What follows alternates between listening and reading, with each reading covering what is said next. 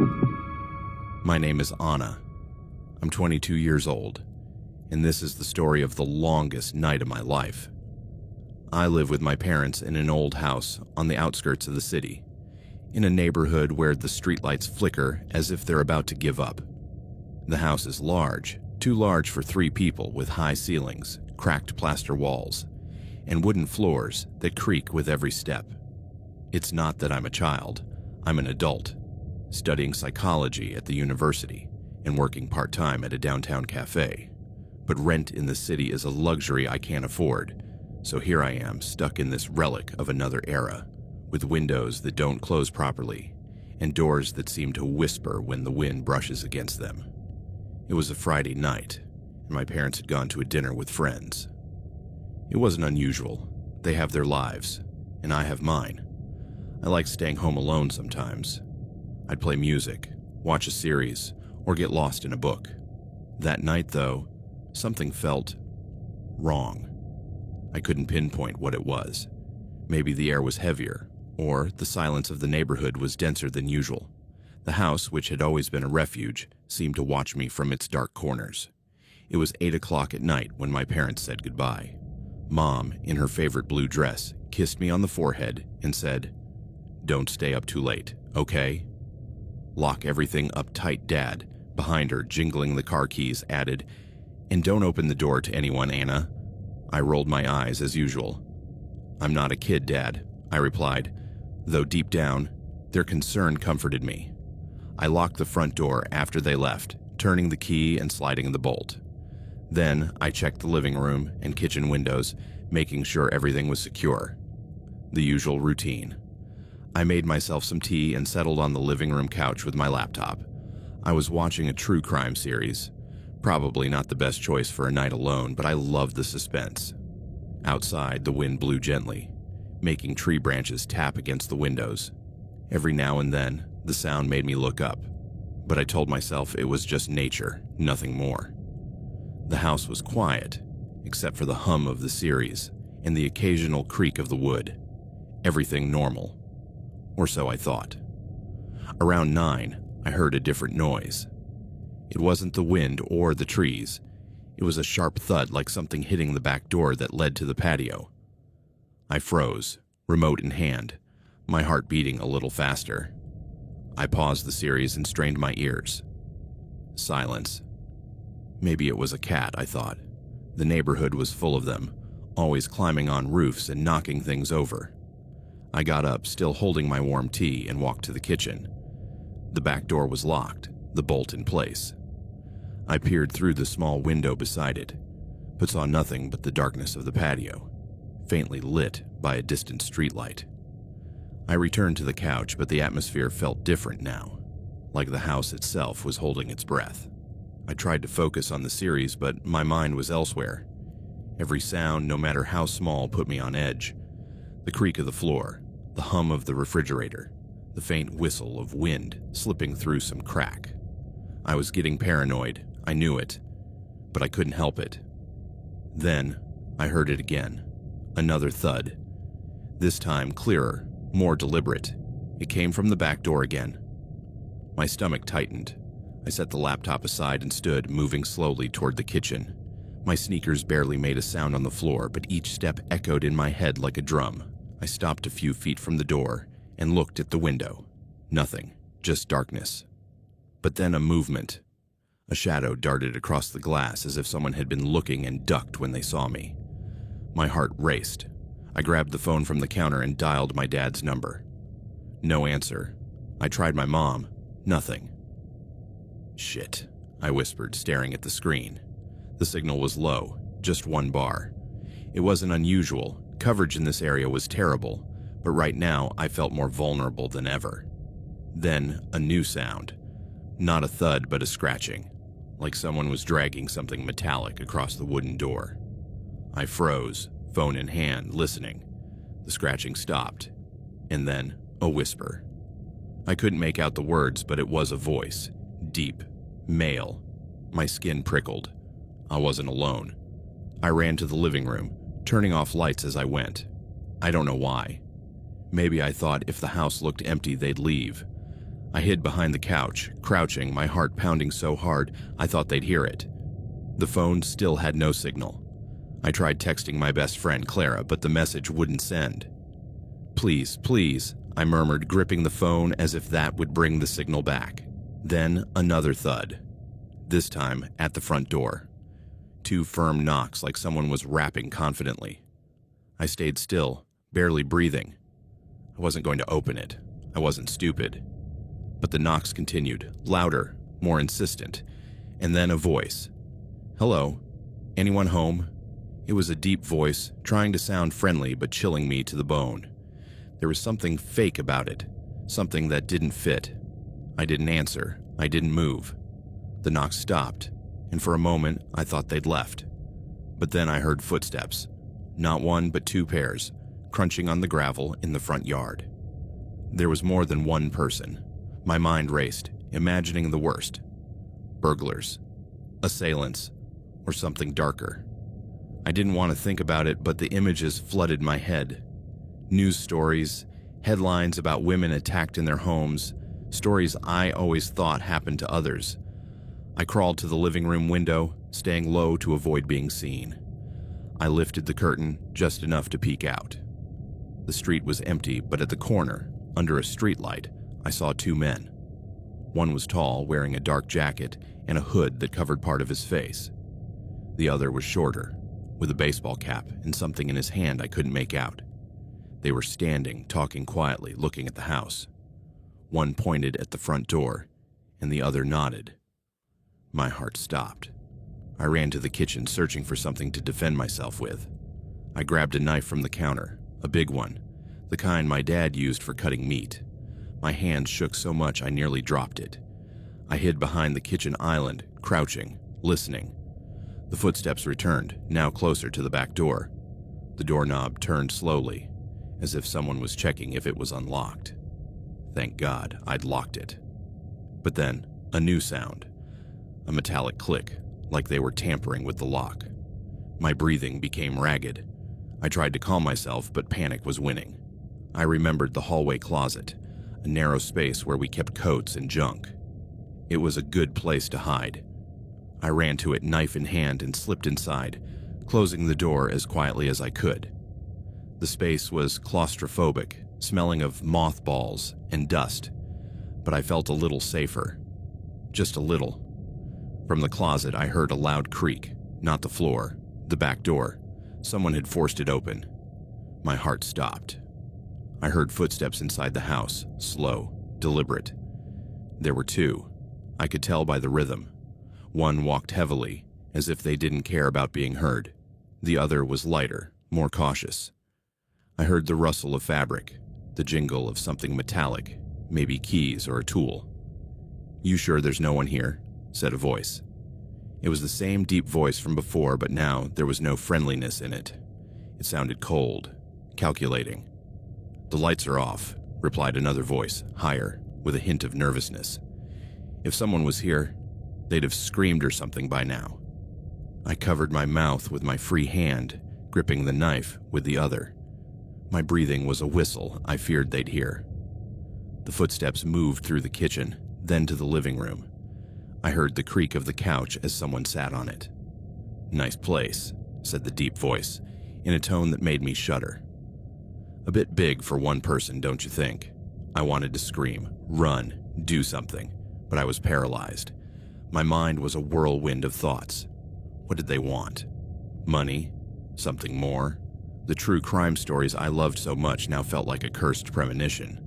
I tried to recall if I'd left anything valuable in plain sight. My laptop was on the couch, my phone. Shit, I'd left it in the kitchen. If they saw it, they'd know someone was in the house. The footsteps returned to the kitchen. I heard drawers opening, silverware clinking. "Nothing valuable here," said the high voice. "Let's go upstairs." "There's gotta be something." They went up the stairs. The steps creaked under their weight, and each sound made me flinch. I knew they wouldn't find much. My parents didn't keep cash in the house, and my valuables were few. But it wasn't money I was worried about. It was what they'd do if they found me. I stayed in the closet, counting seconds, minutes. I don't know how long passed. Maybe 10 minutes, maybe an hour. Time felt liquid, impossible to measure. I heard more noises, furniture moving, doors opening.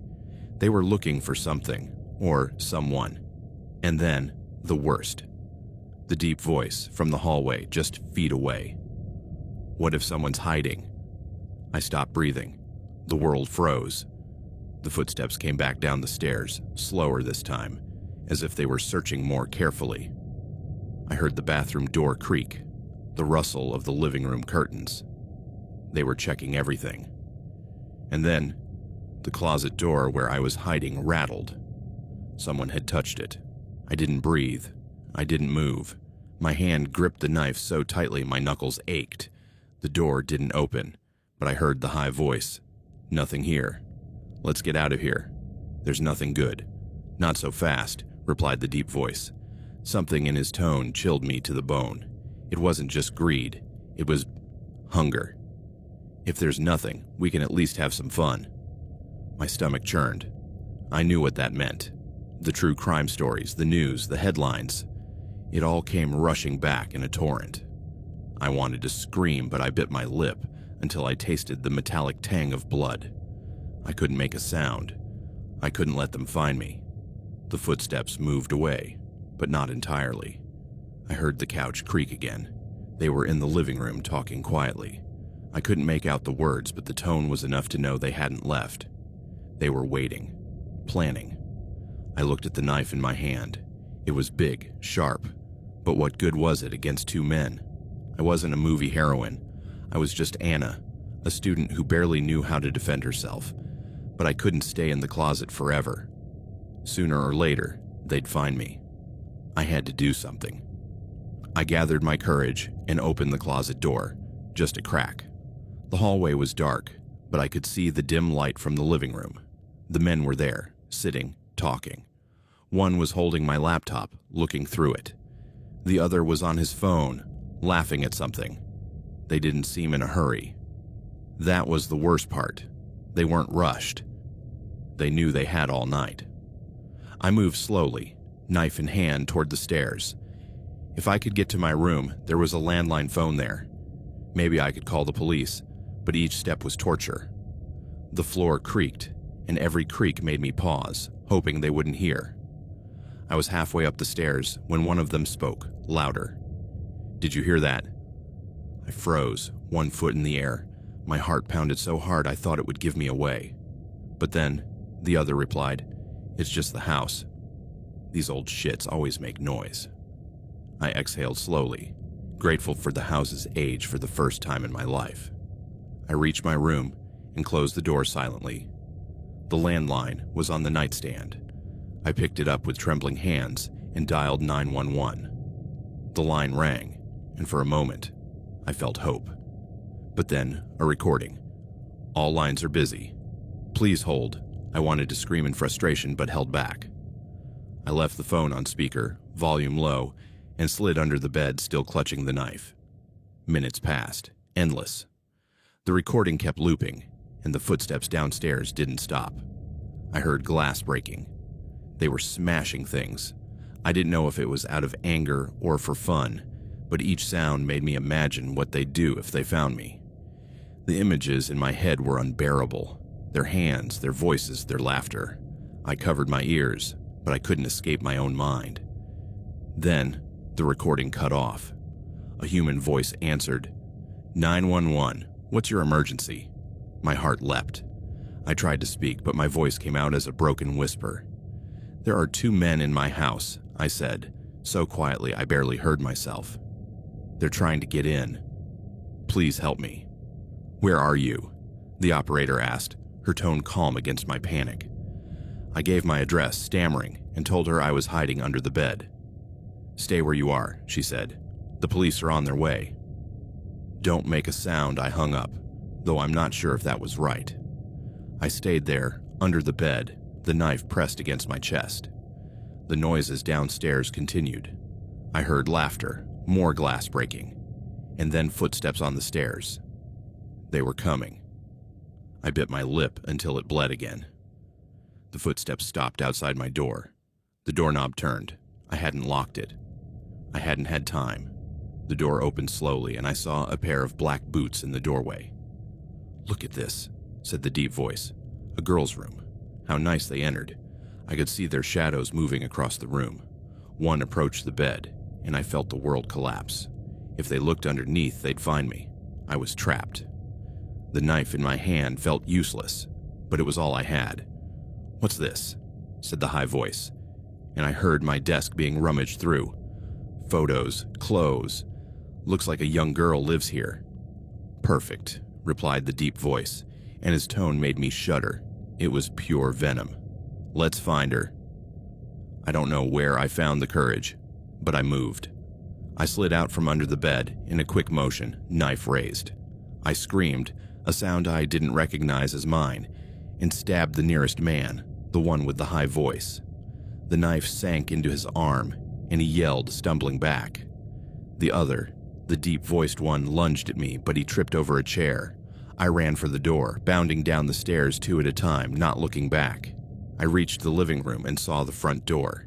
It was open. I ran toward it, but before I could get out, a hand grabbed my hair and yanked hard. I fell to the floor, the knife slipping from my hands. The man with the deep voice was over me, his face hidden by the hood, but his eyes. God, his eyes were cold, empty. There was no humanity in them. "I told you we'd have fun," he said, and his laugh was like a knife to my soul. What happened next, I don't want to remember, but I do. Every second is etched in my mind like a scar that will never heal. Their hands, their breath, the others' laughter as they held me down. The house, which had always been my refuge, became a prison. I screamed. I fought. But it wasn't enough. It's never enough. I don't know how much time passed. Minutes, hours, an eternity. All I know is that at some point, I heard sirens. Blue and red lights lit up the living room through the windows. The men cursed and ran, leaving me there, on the floor, broken. The police arrived, but it was too late. They found me trembling, covered in blood, mine and theirs. They took me to the hospital, asked questions, but I could barely speak. My parents returned at some point, crying, holding me, but their arms couldn't erase what had happened. It's been months since that night. The house is empty now. My parents sold it. I live in a small apartment in the city with 3 locks on the door and bars on the windows. But no matter how many locks I have, no matter how much I try to forget, the creaks of the house, the shadows in the night, the voices, they're with me. They'll always be with me. I don't know if they caught them. The police said they were close, but I don't care. No justice can undo what they did. No punishment can give me back what they took. There's only silence and the echo of that night, replaying in my head over and over again.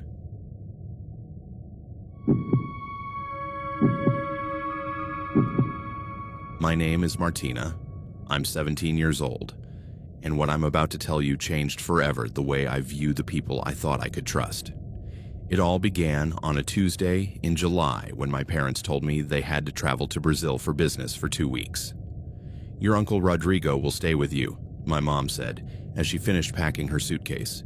"You know how he is, a bit peculiar, but he's family." Rodrigo was my dad's younger brother, 35 years old, single, and always the weird one in the family.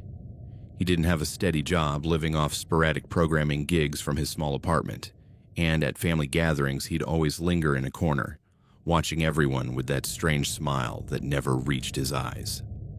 "Can't I just stay alone?" "I'm already 17, I protested, but my dad was firm. "Martina, we live on the outskirts. The house is too isolated. We're not leaving you alone for 2 weeks. He was right. Our house was in a new residential neighborhood on the outskirts of Buenos Aires, surrounded by empty lots and other homes still under construction. The nearest inhabited house was 2 blocks away, and during the day, the silence was absolute. Rodrigo arrived that same afternoon with a small backpack and his laptop. He was tall and lanky, with messy black hair and a few days' worth of stubble. He wore the same clothes as always, worn jeans and a black t-shirt from some metal band I didn't know. "Hey, Martina," he said with that smile I didn't like. "We're gonna have a good time these 2 weeks." My parents left early the next morning to catch their flight, leaving me alone with him. At first, everything seemed normal. Rodrigo settled into the guest room and spent most of his time on his laptop, working on code I didn't understand. He cooked his own meals and barely spoke to me, which put me at ease. But there was something about his behavior that unsettled me. When I was in the kitchen, he'd casually show up to grab something. If I sat in the living room watching TV, he'd appear minutes later with some excuse to be in the same room. The most disturbing thing was how he looked at me. Not directly, but out of the corner of his eye like he was studying me. And he always had that smile, as if he knew something I didn't. The first night was when I noticed something odd. I was in my room, getting ready for bed, when I heard the sound of his laptop closing and footsteps in the hallway. He stopped outside my door. I could see the shadow of his feet under the door, motionless. I froze, waiting for him to keep walking to his room, but he stayed there for several minutes. Finally, I heard his footsteps move away. That night, I slept with the door locked. The next day, Rodrigo acted like nothing had happened. He made breakfast for both of us, which surprised me. "Thought you might be hungry," he said, serving scrambled eggs. "You didn't sleep well last night, did you?" "I heard you moving around a lot. My room was next to his, but the walls were thick. How could he have heard me?" "I slept fine," I lied, picking up the fork warily. "Well, if you have nightmares or something, you can knock on the wall. I'm an insomniac, so I'm always awake." There was something in the way he said it that made me uneasy, like it was an invitation rather than an offer of help. After breakfast, I went out to the garden to call my friend Paula. I needed to talk to someone normal. "Your uncle sounds weird," she said after I shared my impressions. "But weird in what way?" "I don't know. It's like he's always watching. And yesterday, he stood outside my door for several minutes." "Ugh, Marty, maybe he's just shy." Some adults don't know how to act around teenagers. I wanted to believe her, but something in my gut told me there was more to it. That afternoon, while I was studying in the living room, Rodrigo sat on the couch across from me with his laptop. "Doesn't bother me," he said when he saw me hesitate. "Just gonna do some work." But every time I looked up, I caught him staring at me. When our eyes met, he'd smile and go back to his screen. After an hour of this, I excused myself and went to my room. From my window, which overlooked the backyard, I saw something that made me stop. There was a man standing in the empty lot behind our house. He was partially hidden behind a tree, but I could see he was wearing a cap and dark clothes. And he was holding something that looked like a camera with a long telephoto lens. My heart started racing. Was he taking pictures of me? I ran to the living room to tell Rodrigo, but when I brought him back to my room, the man was gone. "I don't see anyone," Rodrigo said, looking out the window. "You sure you saw someone?" "I'm sure." He had a camera. Rodrigo put a hand on my shoulder, a touch that made me flinch. Nerves can play tricks on you when you're alone. "But don't worry, I'm here to protect you." There was something in his tone I didn't like. It didn't sound protective. It sounded possessive. I couldn't sleep that night. Every noise startled me, and several times I thought I heard footsteps in the garden. Around 2 in the morning, I got up to use the bathroom and noticed light coming from Rodrigo's room. Curious. If he was an insomniac like he claimed, what was he doing awake all night? As I passed his door, I heard strange sounds. They sounded like clicks, like a camera but repetitive, as if he was flipping through photos on his computer. I stopped, pressing my ear to the door. Definitely clicks, and occasionally a low sigh or a murmur I couldn't make out. I returned to my room, heart pounding. What was Rodrigo doing on his computer at 2 in the morning? The next day, I decided to investigate.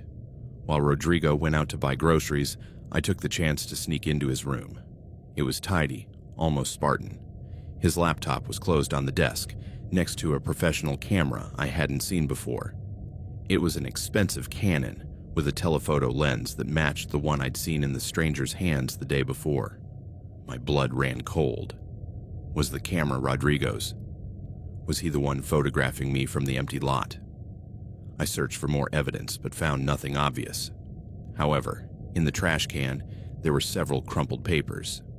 I smoothed them out and found something that made me nauseous. They were printouts of photographs, and they were all of me. Photos of me in the garden, in my room, taken from outside through the window, in the kitchen, in the living room. Some were from days ago, even before my parents left. He'd been photographing me for days without me noticing, but the most disturbing part wasn't the photos themselves. It was the handwritten notes in the margins, times, descriptions of my clothes, notes about my routines and habits. A photo of me studying had written, 2:30 in the afternoon, focused, vulnerable, doesn't look at the windows. Another of me in pajamas read, 10:15 at night, ready for bed, curtains open, dim light. It was like he was studying me like a specimen. I heard the front door open and quickly tossed the papers back into the trash, rushing out of the room. "Everything okay, Martina?" Rodrigo asked when he saw me coming out of the hallway. His eyes had an intensity I hadn't noticed before. "Yeah, just going to the bathroom," I lied. "Oh, good. I got ice cream for tonight. We can watch a movie together." The idea of spending the night in the same room as him terrified me, but I couldn't raise suspicion. "Sure," I said, trying to sound normal. That night during the movie, Rodrigo sat closer to me on the couch than was normal. Not close enough to be blatantly inappropriate, but enough to make me uncomfortable.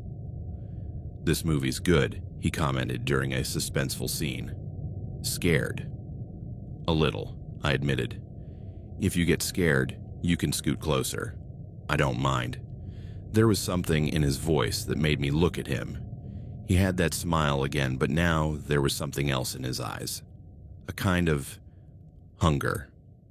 I excused myself early and went to bed, but before lying down, I checked all my room's windows to make sure the curtains were tightly closed. Around 1 in the morning, I heard something that chilled me to the bone. The sound of my doorknob turning slowly. I stayed completely still, pretending to sleep. The door opened slightly, and I could see the hallway light filtering in. Rodrigo stood there, framed in the doorway, for several minutes. I could feel his eyes on me, studying me. My heart was pounding so hard I feared he'd hear it. Finally, he closed the door and left, but not to his room. I heard his footsteps heading toward the living room.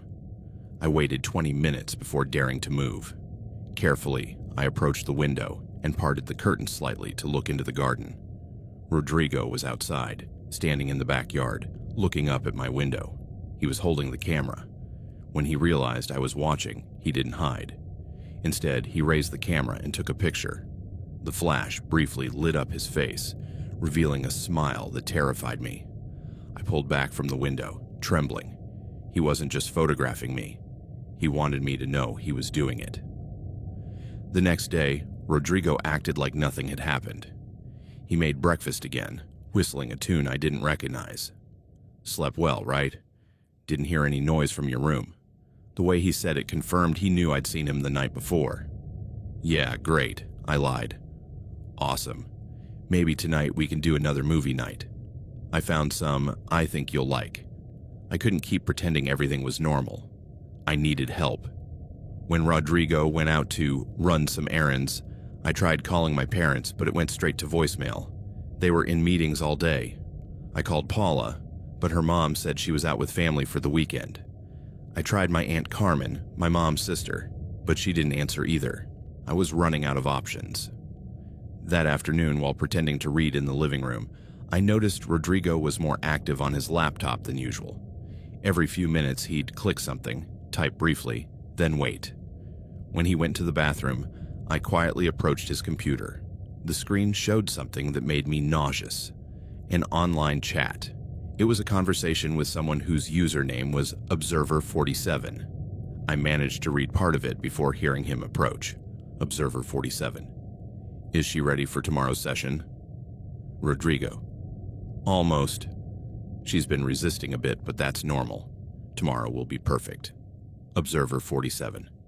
Curtains open as agreed. Rodrigo H. Of course. And I'll make sure she's in position at 10 sharp observer 47. Excellent. Brought the new gear. The photos will be perfect. I stepped away from the computer, hands shaking. Rodrigo wasn't working alone.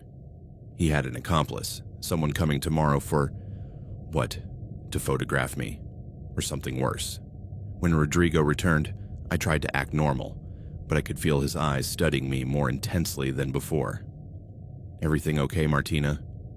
You look a little pale, just tired. You should rest up tonight. Tomorrow. Well, tomorrow's going to be a special day. The way he said it confirmed I'd read the conversation correctly. I couldn't sleep at all that night. Every noise startled me, and several times I heard Rodrigo moving around the house, but not toward his room. Around 3 in the morning, I decided to investigate. I peeked out my window and saw him in the garden again, but this time he wasn't alone. There was another man with him. He was shorter, stockier, with a beard, and he had several pieces of professional photography equipment. They were discussing something quietly, pointing at different windows of the house. The other man was clearly observer 47.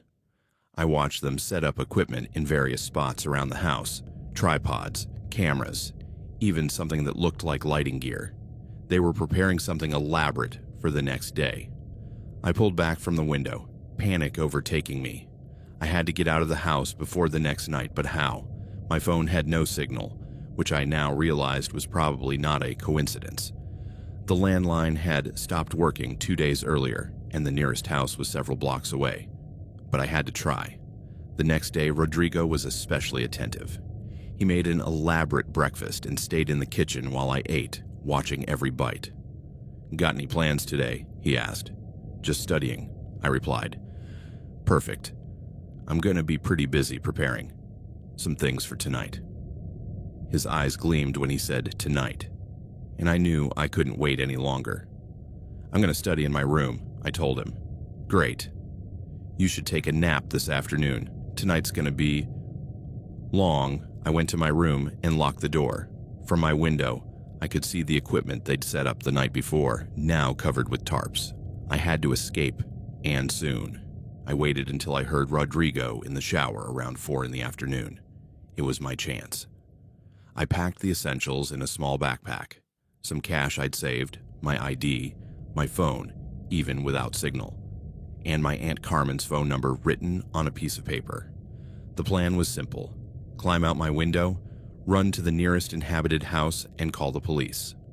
I opened the window slowly, trying not to make noise. The backyard was quiet, but I could see the covered equipment, a reminder of what awaited if I stayed. I slid out the window and started running toward the neighborhood's exit.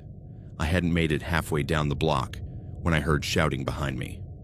"Martina, where are you?" Rodrigo had discovered my escape. I ran faster, but the neighborhood was new, with few places to hide. The houses under construction were locked, and the empty lots offered no cover. I heard the roar of an engine behind me. Rodrigo had taken the car to look for me. I hid behind a pile of construction materials just as the car turned the corner. I saw it pass slowly, searching for me. I waited until it disappeared into the distance before continuing to run. Finally, I reached a house with lights on. It was an older home, with a well-kept garden and a car in the driveway. I rang the doorbell desperately. An older woman opened the door, startled to see a sweaty, frantic teenager on her doorstep. "Please," I said, "I need to use your phone. It's an emergency." Something in my expression must have convinced her, because she let me in immediately.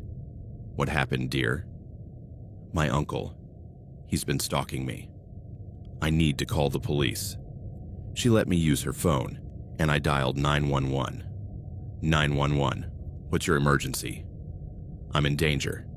My uncle and an accomplice have been photographing me without my consent and planning something for tonight.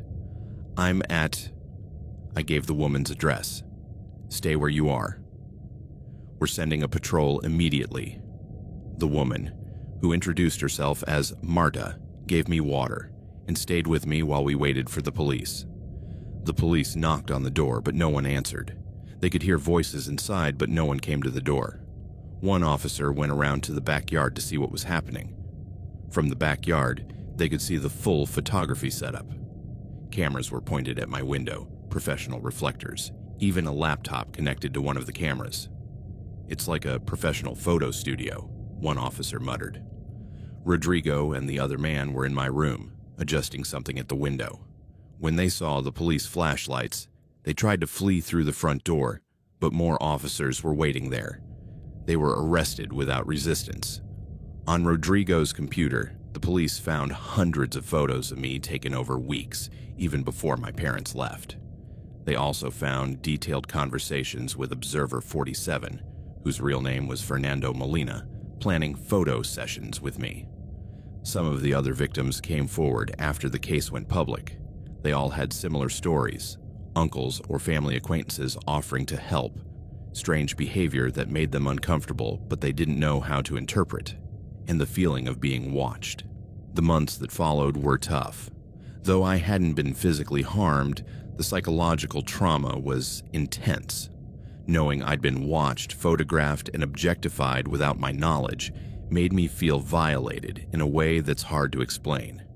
In therapy, I learned that what I'd experienced was called voyeurism, and that it was a form of sexual abuse, even without physical contact. "The fact that he didn't touch you doesn't mean it wasn't abuse," my therapist explained. "He stole your privacy, your sense of safety, and your autonomy." That's traumatic. I also learned about the red flags I'd ignored or rationalized, the constant feeling of being watched, Rodrigo's invasive behavior, his inappropriate comments disguised as care. "Predators often use positions of trust," she explained. "Being family doesn't make them immune to malicious intentions." It's been 8 months since that night. Rodrigo and Fernando were sentenced to 12 years in prison each. The website was shut down, and dozens of other victims were identified. My parents installed a full security system in the house, and they never leave me alone with male relatives anymore, no matter how trustworthy they seem. I've gone back to sleeping without the lights on, though I still check the curtains twice before bed. I'm no longer comfortable in large, isolated houses, and I probably never will be. But I've also learned to trust my instincts. That unease I felt with Rodrigo wasn't paranoia. It was my subconscious detecting danger. Now, when someone or something makes me uncomfortable, I don't try to rationalize or ignore it. I've learned that young women are often taught to be polite and not offend adults, even when those adults are crossing our boundaries. If there's one thing I want other girls to learn from my experience, it's this: trust your instincts. If someone makes you uncomfortable, even if they're family, even if they haven't done anything wrong, that feeling is there for a reason. You don't have to be polite with someone who makes you feel unsafe. You don't have to rationalize odd behavior just because it's from someone you're supposed to trust. Predators often use our reluctance to be dramatic or rude against us. They count on us doubting ourselves, giving them the benefit of the doubt, prioritizing not making a scene over our own safety. My uncle Rodrigo counted on all of that. He counted on me rationalizing his behavior, feeling uncomfortable but saying nothing, being a silent, compliant victim. But my instincts saved me. That night when I decided to run, I didn't have concrete proof of what they were going to do. I just knew something was wrong, and I chose to act on that feeling. It's a lesson I hope I never have to use again, but one I'll carry with me forever. In dangerous situations, politeness can kill you. Your safety is more important than anyone else's feelings, even family. Predators count on our silence. H3. My name is Andrea. I'm 19 years old, and this is the story of the most terrifying night of my life. A night that taught me that true terror doesn't come from ghosts or monsters, but from real, tangible human malice, desperately close. It all began on a Friday night. My parents had gone out to an important work dinner for my dad, something related to a client at the company where he works as an accountant. Mom had dressed up specially for the occasion, wearing her favorite black dress and the earrings Dad gave her for their anniversary. "We'll be back late, Andrea," she said as she put on her coat. "Probably after midnight. Are you sure you'll be okay alone?" "Mom, I'm 19, I replied, rolling my eyes. "I think I can survive one night alone at home." Dad poked his head out from the garage. "I left my office number on the fridge, and you have Mom's cell. If anything happens—" "Nothing's going to happen," I interrupted. "Go have fun." "I'm going to study for next week's exam. Our house is in a quiet residential neighborhood on the outskirts of Mar del Plata. It's a safe area with neighbors who know each other and well-lit streets. The house is 2 stories, with a large front and back garden surrounded by a low privet hedge that gives us privacy but isn't very tall. After they left, I poured myself a glass of soda and went upstairs to my room with my business administration textbooks.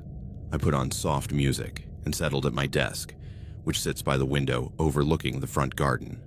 From there, I could see the street, lit by streetlights that turned on automatically at dusk. It was 8 o'clock at night when it all began. I was reading about organizational structures when I noticed movement in my peripheral vision. I looked up from my books and glanced out the window.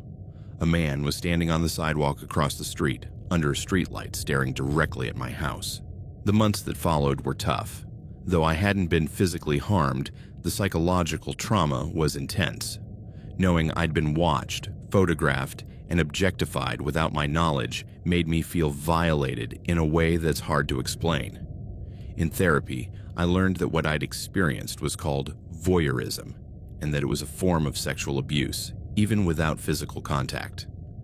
"The fact that he didn't touch you doesn't mean it wasn't abuse," my therapist explained. "He stole your privacy, your sense of safety, and your autonomy.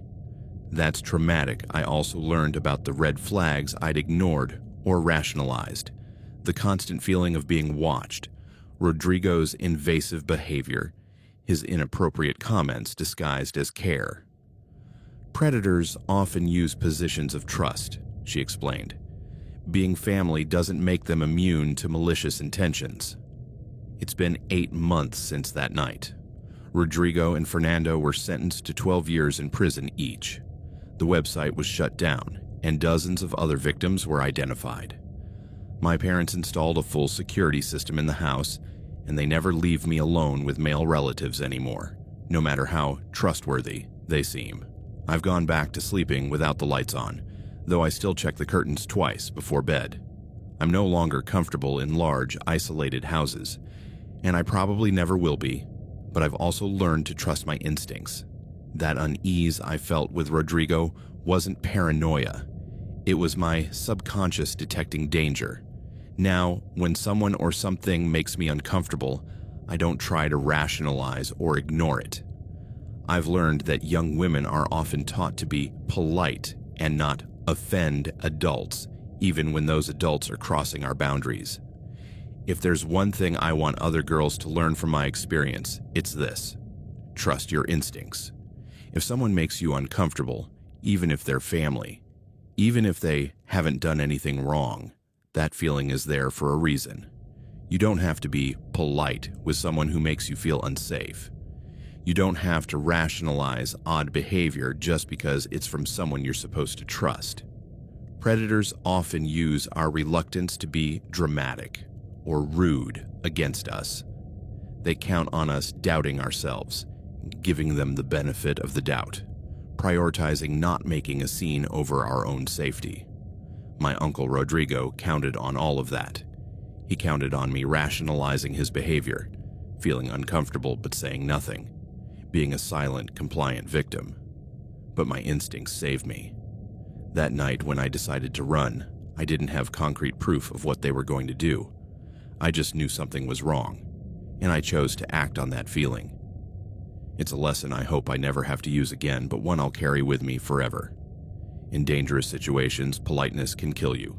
Your safety is more important than anyone else's feelings, even family. Predators count on our silence.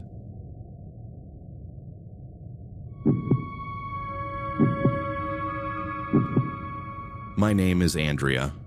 I'm 19 years old, and this is the story of the most terrifying night of my life. A night that taught me that true terror doesn't come from ghosts or monsters, but from real, tangible human malice, desperately close.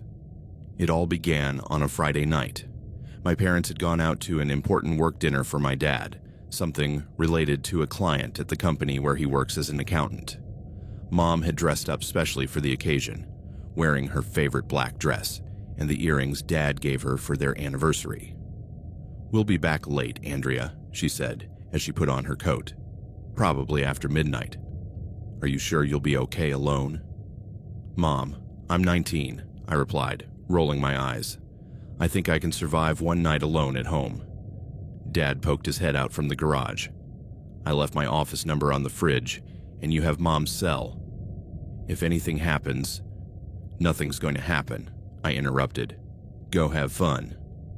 "I'm going to study for next week's exam." Our house is in a quiet residential neighborhood on the outskirts of Mar del Plata.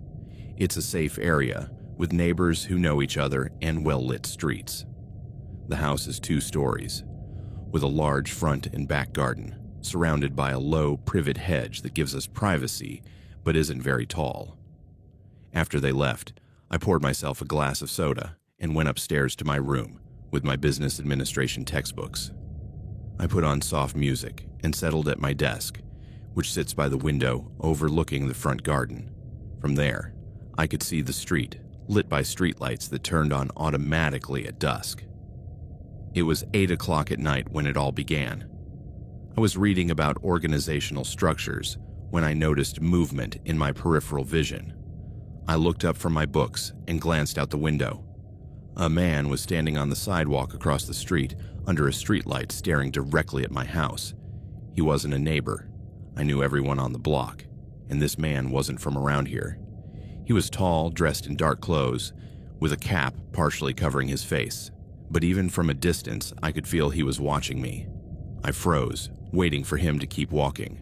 Pedestrians pass by our street occasionally, especially on Friday nights when people head to the shopping center a few blocks away. But he didn't move. He stood there, completely still for several minutes. Finally, I looked away and returned to my books, trying to convince myself it was just my imagination. Maybe he was waiting for someone, or talking on the phone, and had just stopped there. When I looked again a few minutes later, he was gone. I sighed in relief and kept studying. Half an hour later, when I went to the kitchen to grab a snack, I noticed something that made me stop. Through the kitchen window, which overlooks the back garden, I saw a figure moving among the trees at the far end. My heart started beating faster. The back garden is lined with eucalyptus trees that separate it from the empty lot behind. At night, that area is always dark since there are no streetlights, only the light from the houses. I moved closer to the window, squinting to see better. The figure was gone, but I could have sworn I saw someone moving in the shadows. Maybe it was a stray cat, or a neighbor who lost something in their garden, but my instincts told me something was wrong. I returned to my room but couldn't focus on my books anymore. Every few minutes I got up to check the windows, scanning both the front and back of the house. It was during one of these checks that I saw him clearly, someone standing next to my parents' car parked on the street. This wasn't the same man from before. This one was shorter, stockier, wearing a hooded jacket. He was crouching by the car, as if examining something. But when I turned on the front porch light, he stood quickly and walked off toward the corner. That's when I really started to get scared. One strange person watching could be a coincidence. 2 different people acting suspiciously around my house in such a short time wasn't a coincidence anymore. I grabbed my phone and considered calling my parents, but what would I say? That I'd seen 2 men on the street? They were in the middle of a work dinner, and I'd sound like a paranoid teenager. Instead, I decided to call my best friend, Carolina. "Hey, and," she answered after the second ring.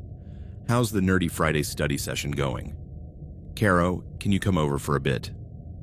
My parents are out and, I don't know, I'm getting a little scared being alone. Scared? You're never scared of being alone. What happened? I told her about the 2 men I'd seen, trying not to sound hysterical. Andrea, it's probably a coincidence, but if it makes you feel better, I'll come over. I don't have plans anyway, and my parents are driving me nuts." "Thanks. I'll leave the porch light on." Carolina lived about 10 blocks away and drove her mom's Fiat. She said she'd be there in 15 minutes. While waiting for Carolina, I decided to do a full check of the house. I made sure all the doors were locked. The front door, the kitchen door to the back garden, and the garage door. I also checked that all the ground floor windows were securely closed. The house felt different alone. Every creak of the settling wood, every hum of the refrigerator, every sound that usually went unnoticed now seemed amplified. While checking the living room window, which faces the side of the house, I saw something that made me stifle a scream. There was a man standing by the privet hedge, partially hidden in the shadows. He wasn't moving, just standing there, looking at the house. This was the third one. It couldn't be a coincidence anymore. 3 different men, in different spots around my house, all watching. With trembling hands, I grabbed my phone to call the police. But then the doorbell rang. My blood ran cold. Carolina had said 15 minutes, and barely 5 had passed. I approached the front door carefully without turning on the hall light. Through the peephole, I saw no one on the front porch. The doorbell rang again, followed by soft knocks on the door. "Who's there?" I asked, trying to keep my voice steady. No response. The knocks repeated, a little louder this time. I backed away from the door and ran to the living room window to see if I could identify the person.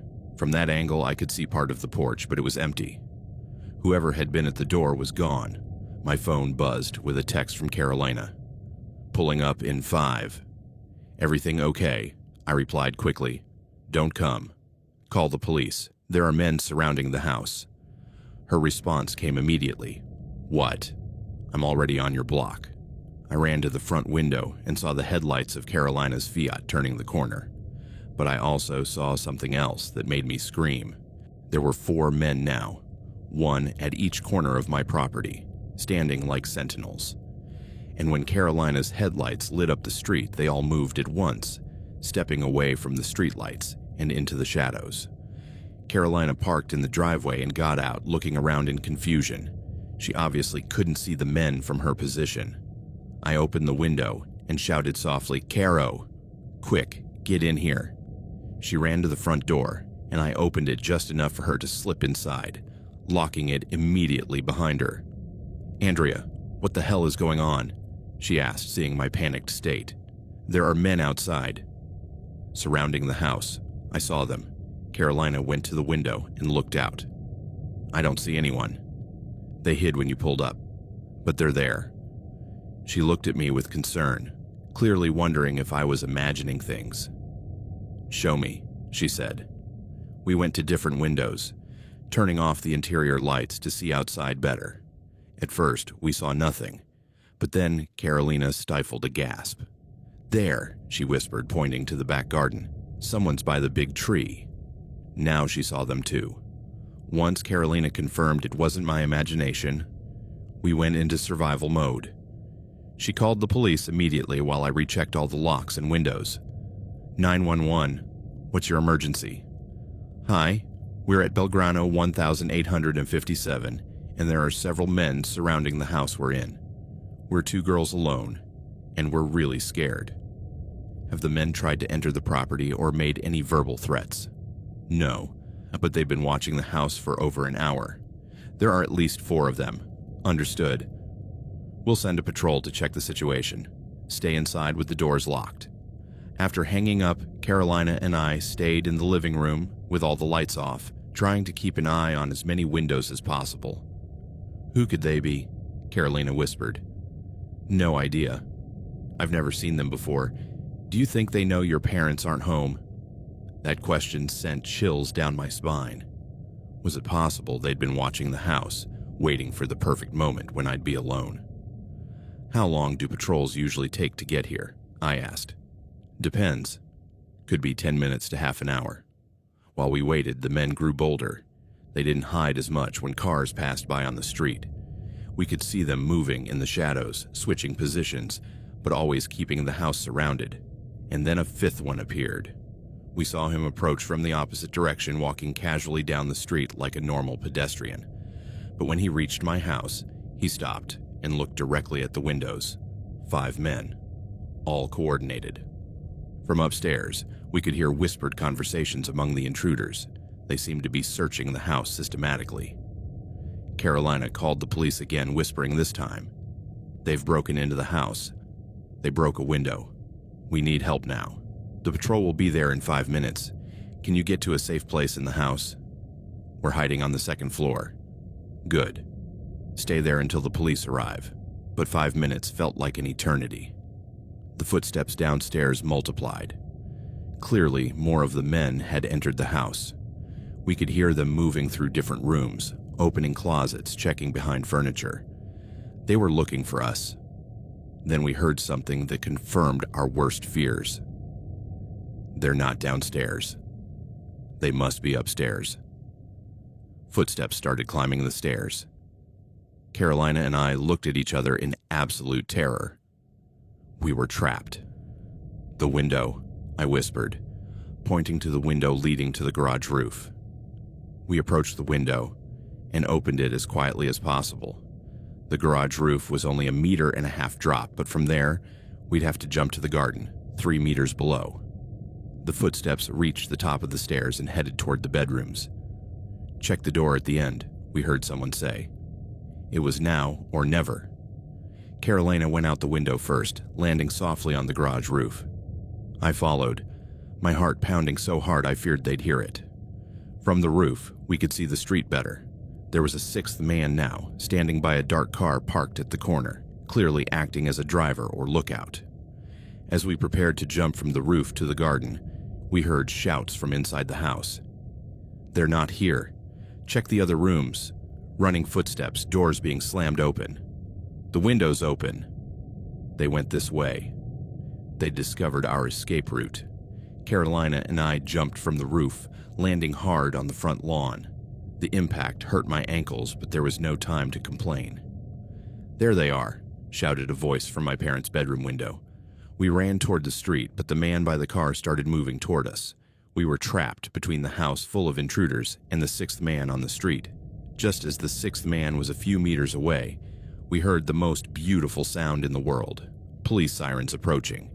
2 patrol cars rounded the corner at high speed, their red and blue lights illuminating the entire block. The man heading toward us stopped immediately and ran in the opposite direction. At the same time, we heard shouts and footsteps running from inside the house. The patrol cars stopped in front of my house, and 4 officers got out quickly. "Here!" Carolina shouted, waving her arms. "The intruders are inside."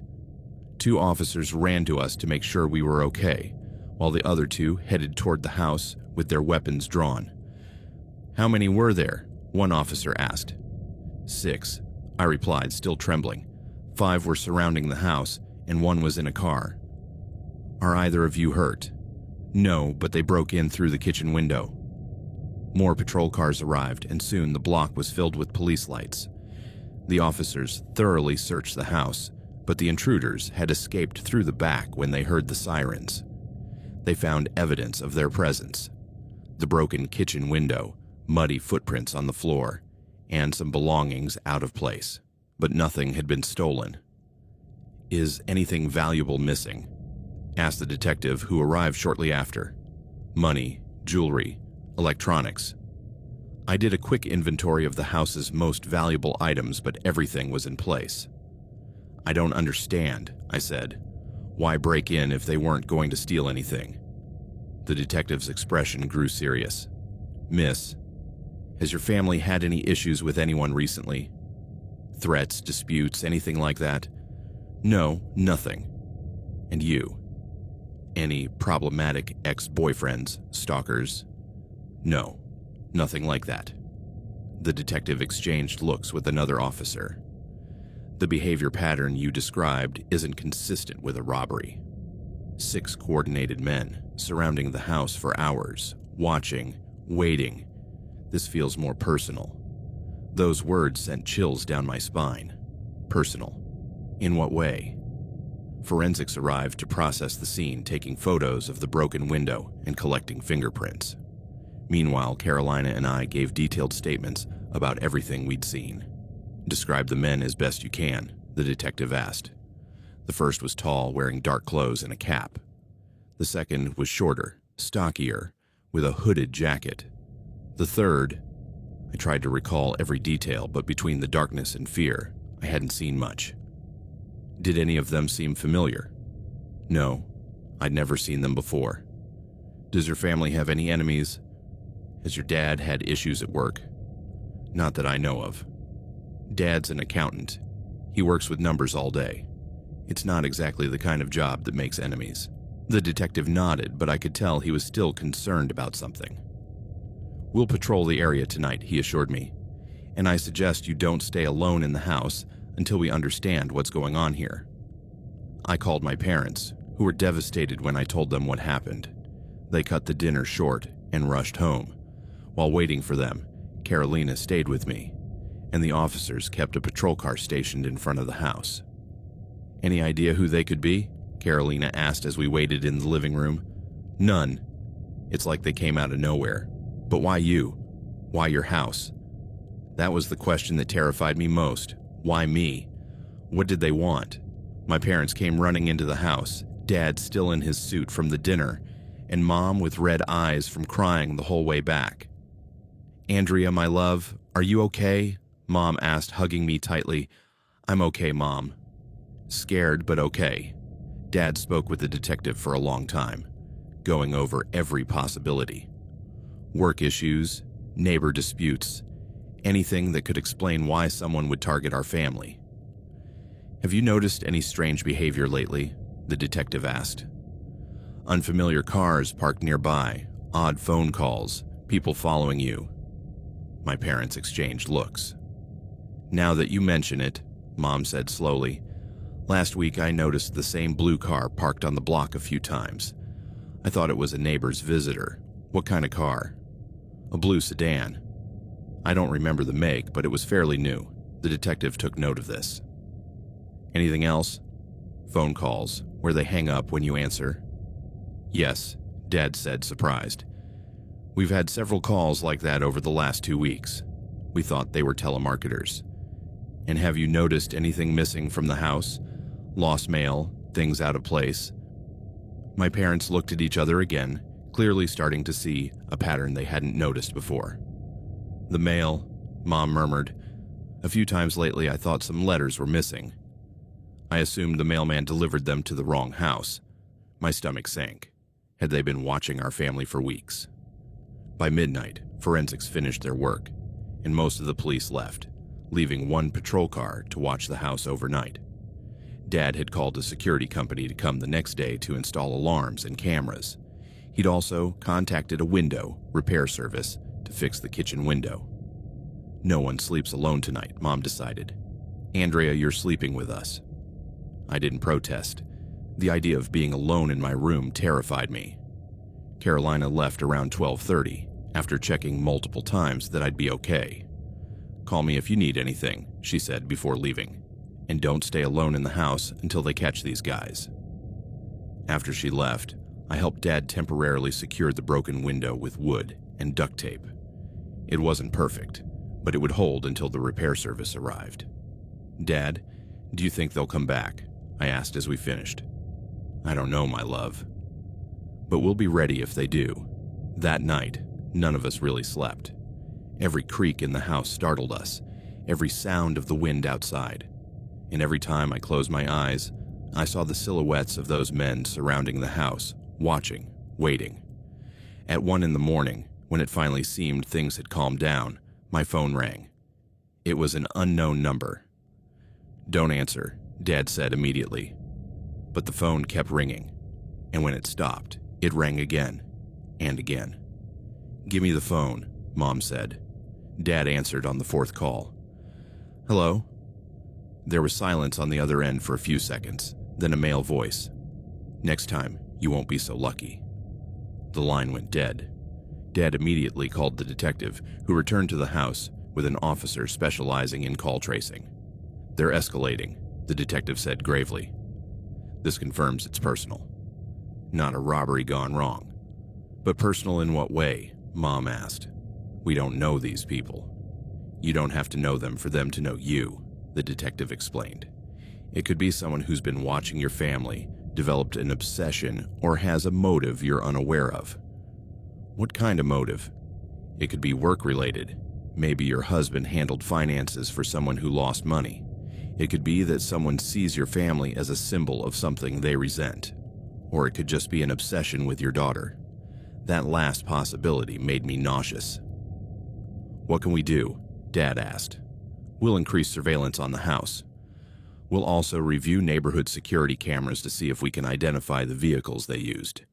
And I strongly recommend you consider leaving the house for a few days while we investigate. My parents exchanged looks. Do we have to run from our own home? Mom asked. It's a temporary precaution, the detective assured her, until we understand what we're dealing with. At 2 in the morning, after much discussion, my parents decided we'd go to my grandparents' house for a week, while the police investigated and the security system was installed. I don't like being driven out of our own home, Dad muttered as we packed essentials. It's temporary, Mom reassured him, and it's the safest thing for Andrea. While packing my clothes, I couldn't stop thinking about the detective's words. It could just be an obsession with your daughter. Was it possible this was all about me? That someone had been watching me, studying my family's schedules, waiting for the perfect moment when I'd be alone? The thought terrified me more than any other explanation. At 3 in the morning, we were in the car, heading to my grandparents' house in the city center. The detective assured us a patrol would follow to ensure we arrived safely. As we drove away from the house, I looked back one last time. It looked so normal, so peaceful, lit by the streetlights. It was hard to believe that, just hours earlier, it had been the scene of the most terrifying night of my life. Do you think they'll catch them? I asked Dad. I hope so, my love. And if not, we'll take every step to make sure they can never come near you again. But as we drove through the empty early morning streets, I couldn't shake the feeling that this wasn't over. The phone call had been clear. Next time you won't be so lucky. There would be a next time. We arrived at my grandparents' building in the city center, a complex with a doorman and 24-hour security. We were supposed to be safe there. My grandparents were awake, waiting for us, obviously worried after Dad's call explaining the situation. Andrea, dear, are you okay? My grandmother asked, hugging me tightly. I'm okay, Grandma. Just really scared. You'll stay here as long as you need, my grandfather said firmly. No one's going to bother you here. But even in the relative safety of my grandparents' apartment, I couldn't relax. Every time I looked out the window, I expected to see figures watching from the street. Dad was on the phone with the police, coordinating the investigation and surveillance of our house. They found footprints from at least 4 different people in the garden, he reported after hanging up. They're comparing them to the criminal database. And the neighborhood security cameras. They're reviewing the footage. It could take a couple of days. Mom made me chamomile tea to calm my nerves, but my hand still shook every time I remembered the voice on the phone. Next time, you won't be so lucky. When morning finally came, I felt a little better. There was something about daylight that made the nighttime terrors seem less immediate, but I also knew this was far from over. During breakfast, Dad got a call from the detective with updates. They reviewed security footage from the gas station at the corner of your block, Dad reported after hanging up. They caught a dark blue sedan parked in the area multiple times over the last 2 weeks, always at different times, like they were studying the area's traffic patterns. Did they get the license plate? Mom asked. They were covered or removed. But the car model matches what you noticed, so it's definitely not a coincidence. What else? They found evidence they'd been in the backyard before last night. Old footprints, cigarette butts, marks where someone had been sitting behind the big tree for long periods. The realization that they'd been watching our house for weeks, possibly months, was terrifying. Will they be able to protect the house if we go back? I asked. They'll set up regular patrols, and the security company is coming today to install alarms and cameras, Dad explained. But the detective suggests we stay here at least until the weekend. Throughout the day, While my grandparents tried to keep us distracted with normal conversation and routine activities, the police investigation continued. The detective called several times with updates. At 10 in the morning, we found more evidence of prolonged surveillance. Someone had been hiding observation equipment in the empty lot behind your house at 2 in the afternoon. The fingerprints don't match any in the federal criminal database, but we're expanding the search. At 4 in the afternoon, we reviewed calls to your number over the last 4 weeks. There were 23 calls from blocked or unregistered numbers, all lasting less than 10 seconds. Each update painted a clearer, more terrifying picture. This had been a systematic, prolonged stalking operation specifically targeting my family, and quite possibly me. At 6 in the evening, while we were having dinner at my grandparents' place, the apartment's landline rang. It was a number none of us had given out. Dad answered cautiously. "Hello?" A distorted voice, clearly electronically altered, spoke from the other end. "You thought you could hide, but we found you. We know where you are." The line went dead. We immediately called the detective, who arrived at the building in under 20 minutes with other officers. "How did they get this number?" Mom asked, clearly terrified. "It's information that can be obtained," the detective explained. "Public records, online phone directories, social media. If someone is determined enough, they can find personal information." "Are we safe here?" my grandfather asked. "We'll set up surveillance on the building too," the detective assured him. "But I have to be honest. Whoever's doing this has resources and determination. This isn't an amateur stalker." Those words chilled me to the bone. If they weren't amateurs, what were they? That night, the detective laid out a more intensive safety plan. "We recommend Andrea doesn't go anywhere alone under any circumstances," he began. "If she needs to go to the university, someone should accompany her, preferably by car." "For how long?" I asked. "Until we identify and arrest those responsible. And if that takes months, let's hope it doesn't come to that. But your safety is the priority." He also explained that they'd traced the threatening call to a prepaid phone bought with cash, virtually impossible to track. "This indicates a level of planning and sophistication that suggests this isn't their first time," he added.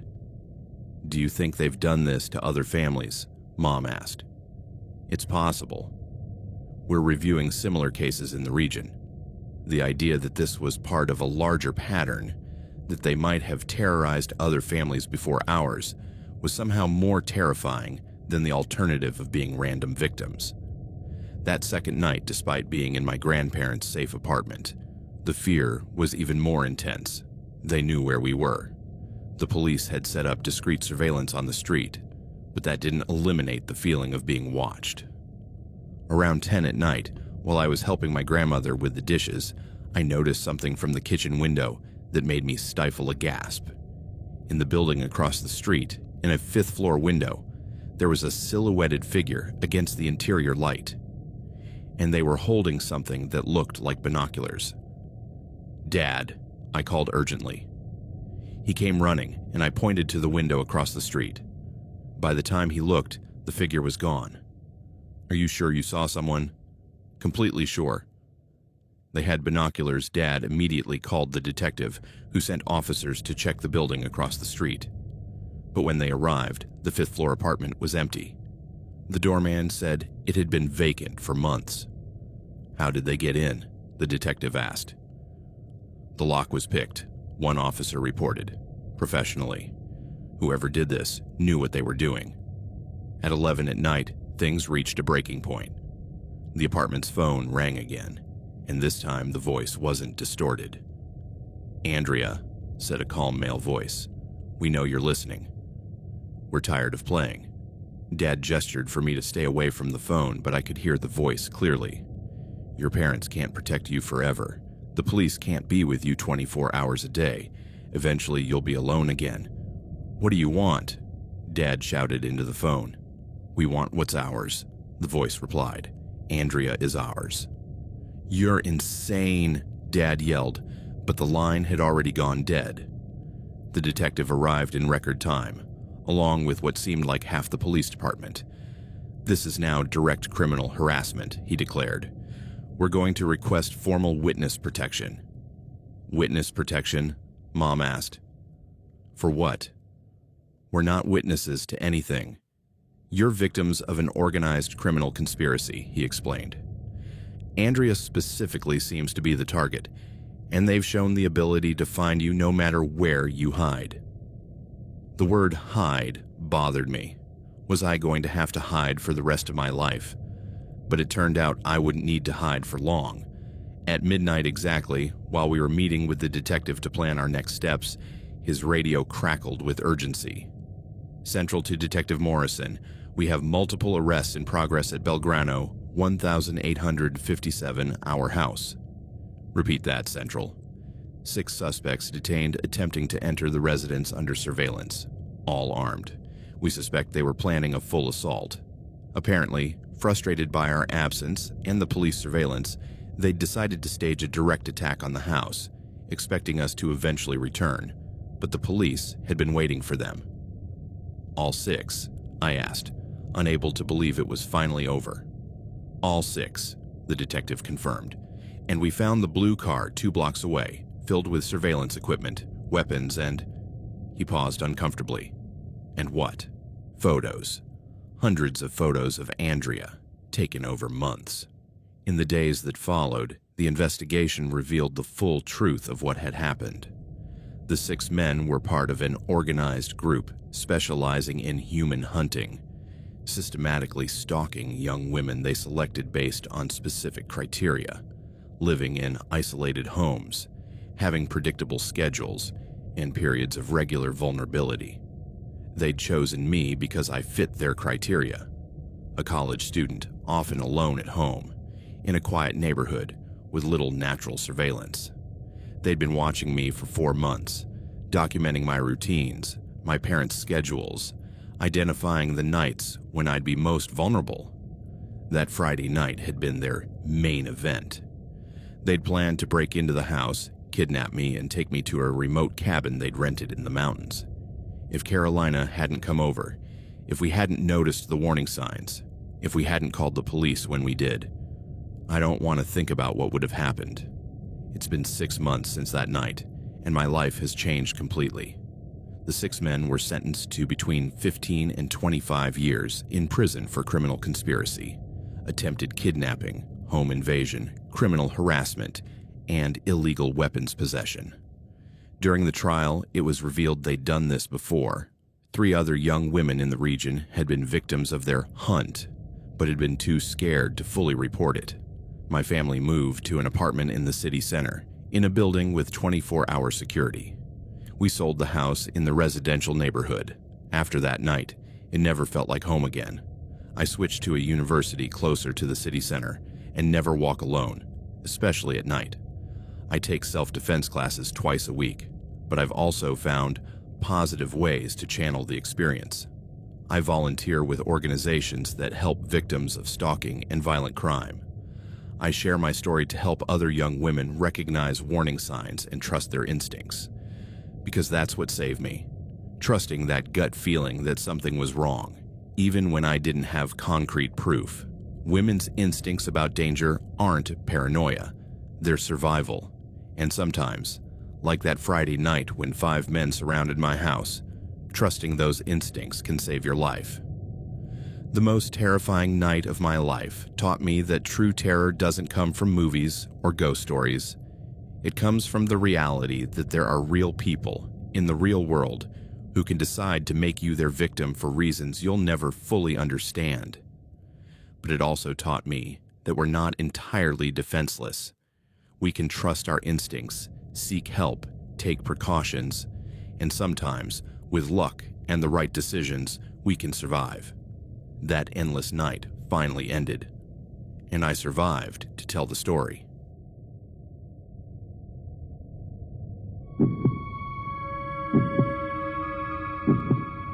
My name is Tomas. I'm 16 years old, and what I'm about to tell you is the most terrifying night of my life.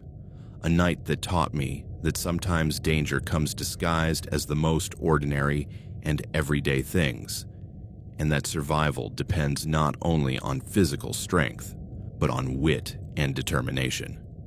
It all began on a Saturday night. My parents had decided to stay overnight at my grandparents' house after a family gathering that had gone on longer than planned. My grandfather had been ill, and my parents wanted to make sure he was okay through the night. "Tomas, are you sure you'll be okay alone?" Mom asked me over the phone around 7:30. "We can come back if you want." "Mom, I'm 16, I replied, trying to sound more mature than I felt. "Besides, I need to study for my math exam on Monday." "I'll be fine." "Okay, but we left food in the fridge. If you need anything, call us right away." "All right, Mom. Say hi to Grandpa for me." After hanging up, I was alone in our 2-story house in a quiet neighborhood in Villa Ballester. It was a big house, built in the 1980s, with a large front garden and a back gallery leading to a patio with a grill. The nearest neighbors were about 50 meters away on either side, and the street was residential and quiet, especially on weekend nights. I made myself a sandwich and settled in the dining room with my math books. The house felt different being alone. Every sound seemed amplified, from the hum of the refrigerator to the occasional creak of settling wood. Around 8 o'clock, I turned on some extra lights so the house wouldn't look empty from the outside. Dad had always taught me that. If someone's watching, let them see there's activity inside. I didn't know how prophetic that advice would turn out to be. I was working on quadratic equations when the doorbell rang. I froze, pencil hovering over the paper. I wasn't expecting anyone. My friends knew I was studying, and my parents would have called before coming back. The doorbell rang again, followed by knocks on the door. I cautiously approached the living room window that overlooked the entrance. Outside was a man in his 30s, wearing a red t-shirt and a cap, carrying a thermal pizza box clearly labeled Pizza Express in big letters. My first thought was that he had the wrong address. I opened the door but kept the security chain on. "Yes?" I asked through the gap. "Pizza for Tomas Guerrero," the man said, checking a piece of paper. "1 large mozzarella and a 2-liter Coke." "I didn't order any pizza," I replied. The man frowned and looked at the paper again. "Isn't this Marconi 1547? "Yes, but I didn't order pizza." "Well, it says here a pizza was ordered for Tomas Guerrero at 7:45. Something about his insistence bothered me. If he'd really made a mistake, he'd have apologized and left by now. "I'm telling you, I didn't order any pizza." "You must have the wrong address." The man stepped closer to the door, and I could see his eyes through the gap. There was something in his gaze that made me uneasy. "Are you sure?" "Because it's already paid for. Someone ordered and paid in advance. I'm sure." "It wasn't me, your parents maybe. Did they order it for you?" "My parents aren't here," I answered automatically, immediately regretting giving that information. The man's expression changed subtly. Just for a second, but I saw it. A small smile that didn't reach his eyes. "Oh, you're alone," he murmured. "Well, maybe a friend ordered it as a surprise." "No, nobody ordered pizza." I tried to close the door, but he put his foot in the frame, stopping it from shutting completely. "Listen, kid, I've got to deliver this pizza to someone. It's paid for, and my boss will kill me if I come back with it." "That's not my problem," I said, pushing the door harder. "Why don't you let me in for a minute so we can call my boss and sort this out?" "No." I finally managed to close the door and locked it. Through the wood, I heard him mutter something, but I couldn't make it out. I waited by the door, listening. After a few minutes, I heard footsteps walking away and what sounded like a car starting. I went back to the window to make sure he was gone. The street was empty. But something was nagging at me. Why had he been so insistent? Why had he wanted to come in to call his boss? Delivery guys have phones for that. And above all, how did he know my name? I tried to go back to studying, but I couldn't focus. The visit from the supposed delivery guy had left me unsettled. Was it possible someone had actually ordered a pizza for me? Maybe my parents as a surprise, or a friend playing a prank. But if that was the case, Why had the delivery guy acted so strangely when I said I was alone? I decided to call Pizza Express to verify. Pizza Express, good evening. Hi, I wanted to check if you have an order for Tomas Guerrero at Marconi 1547. One moment. No, sir. We don't have any orders for that address today. Are you sure? A delivery guy came by a little while ago. Sir, all our delivery people are here. We haven't sent anyone to that address. My blood ran cold. What's your uniform like normally? Blue t-shirt with our logo and a blue cap. Why? The guy who came was wearing a red t-shirt. There was a pause on the other end. Sir, that's not our uniform. And as I said, we didn't send anyone to your address. Is everything okay? Yeah, thanks. I hung up with trembling hands. Someone had pretended to be a pizza delivery guy. Someone who knew my name and address. Someone who had been willing to push pretty hard to get into my house. I immediately called my parents, but it went straight to voicemail. I remembered that cell service at my grandparents' house was spotty. I tried their landline, but no one answered. They were probably all in the back patio where the phone couldn't be heard. I considered calling the police, but what would I say? That a fake pizza delivery guy had come by? Nothing truly threatening had happened. I decided to stay on high alert and keep all doors and windows securely locked. An hour later, while trying to focus on math again, I noticed something from the dining room window. There was a car parked at the end of the block that I hadn't seen before. It was hard to make out details in the dark, but it looked like a dark sedan, and someone was sitting in the driver's seat. I watched for several minutes. The car didn't move, and neither did the figure inside. I turned off the dining room light to see outside better without being seen. Sure enough, there was someone in the car, and they seemed to be looking toward my house. My stomach nodded. Was it the same guy? I went to the kitchen, which overlooked the back of the house, and called my parents again. This time, Dad answered. Hey, Tomas, everything okay? Dad, a guy came by pretending to be a pizza delivery guy. And now there's a car parked on the street that's giving me a bad feeling. What do you mean, pretending? I told him the whole story. The guy's insistence, the wrong uniform, the confirmation from Pizza Express. Tomas, lock up the house tight and don't open the door for anything. We're heading back now.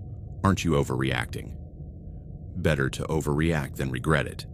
We're leaving now, but my grandparents' house was 40 minutes away by car. Should I call the police? I asked. Nothing illegal has happened yet, Dad said after a pause. But if the guy comes near the house again, call them right away. After hanging up, I felt a bit better knowing my parents were on their way.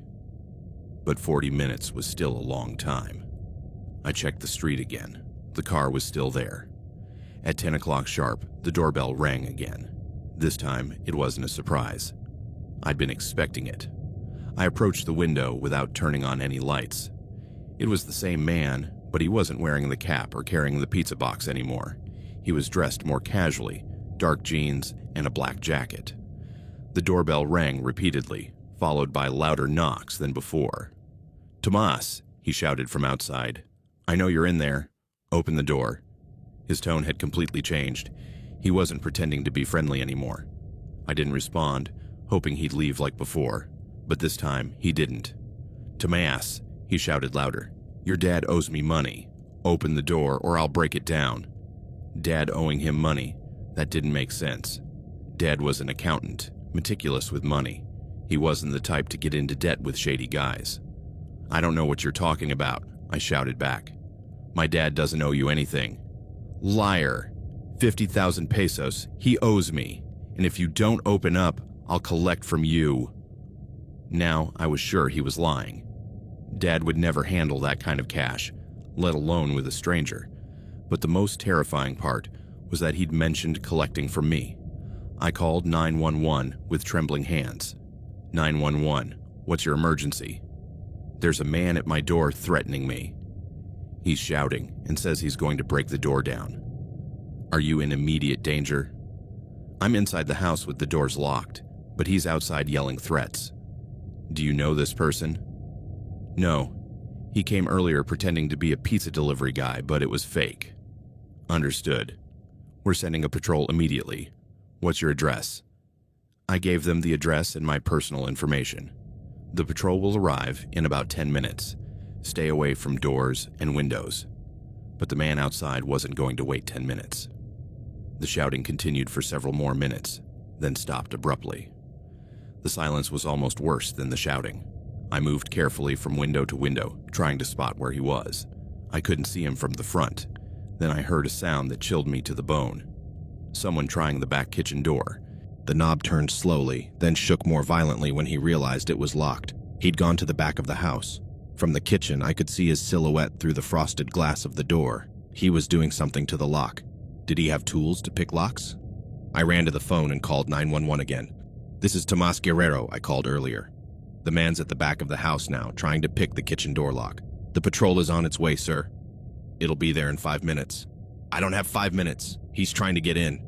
Sure enough, I could hear metallic sounds from the back door. He had some kind of tool. I ran to the living room and looked out at the street. The car was still there, but now another man was standing beside it, like a lookout. There were at least 2 of them. I went back to the kitchen just in time to see the back door open. The man stepped in slowly, looking around. In the dim kitchen light, I could see him better. He was taller than I'd thought, with short, dark hair and a face weathered by years of hard living. And in his hand was something shiny, a knife. My first instinct was to run upstairs to the 2nd floor, but I realized that would trap me up there. If there were more than one, they could surround the house. Instead, I ran to the garage. I knew there were tools I could use to defend myself, and there was a side door that led to the garden. But as I ran, I heard heavy footsteps behind me. "Kid, don't run!" the man shouted. "I just want to talk!" But the knife in his hand said otherwise. I reached the garage and slammed the door behind me, locking it. It wasn't a strong door, but it would buy me a few seconds. The garage was dark, lit only by light filtering in from the house. I fumbled for the switch and turned on the light. Gardening tools hung on the wall, a shovel, a rake, a small axe Dad used for chopping firewood. I grabbed the axe. It wasn't big, but it was better than nothing. The banging on the garage door started immediately. "Open up, kid! I won't hurt you if you cooperate!" But I didn't believe him anymore. I searched for my phone to call 911 again, but realized I'd left it in the dining room. The banging intensified, and I could hear the wood splintering. I ran to the side garage door that led to the garden. It was locked, but the key was hanging nearby. I opened the door just as the main garage door broke. I bolted out into the side garden, which was dark and filled with Mom's meticulously cared for plants. It was a narrow space between our house and the neighbors, with a gate at the end leading to the street. But the gate was locked too, and I didn't have the key. Behind me, I heard the man step out of the garage. "I see you, kid," he shouted. "You've got nowhere to run." He was right. The side garden was a dead end, and the surrounding walls were too high to climb easily. But there was one thing he didn't know. I knew every inch of this garden. Near the end, Mom had a large wooden compost bin. If I hid behind it, I might stay out of sight, and he might think I'd escaped somehow. I crouched behind the compost bin just as I heard his footsteps enter the garden. "Where are you, kid?" he muttered, moving slowly through the plants. I could hear his steps getting closer. He was wearing rubber-soled sneakers that crunched on the damp soil. He stopped a few meters from my hiding spot. "I know you're here," he said quietly. "You can hide all you want, but I'll find you eventually." My heart was pounding so hard I feared he'd hear it. Then I heard something that gave me hope, sirens in the distance. The police were finally coming. The man heard the sirens too. "Shit!" he shouted, and his footsteps quickly retreated from the garden. The sirens grew closer, and soon I could see red and blue lights reflecting off the neighbors' windows. I waited until I was sure he was gone before leaving my hiding spot. I ran to the garden gate and started shouting, "Help! I'm here! Police!" I heard voices on the other side of the gate, then someone shouted, "Police! Are you okay?" "I'm okay!" But the guy got into the house. He had a knife. "Stay away from the gate." We're going to open it. There were sounds of tools, and then the gate swung open. 2 officers rushed in, weapons drawn. "Are you hurt?" one of them asked. "No, but he came in through the back door." He picked the lock. "Where is he now?" "I don't know." He ran when he heard the sirens. More police arrived and began systematically searching the house. They also checked the car that had been parked on the street, but it was gone. A detective arrived shortly after to take my statement.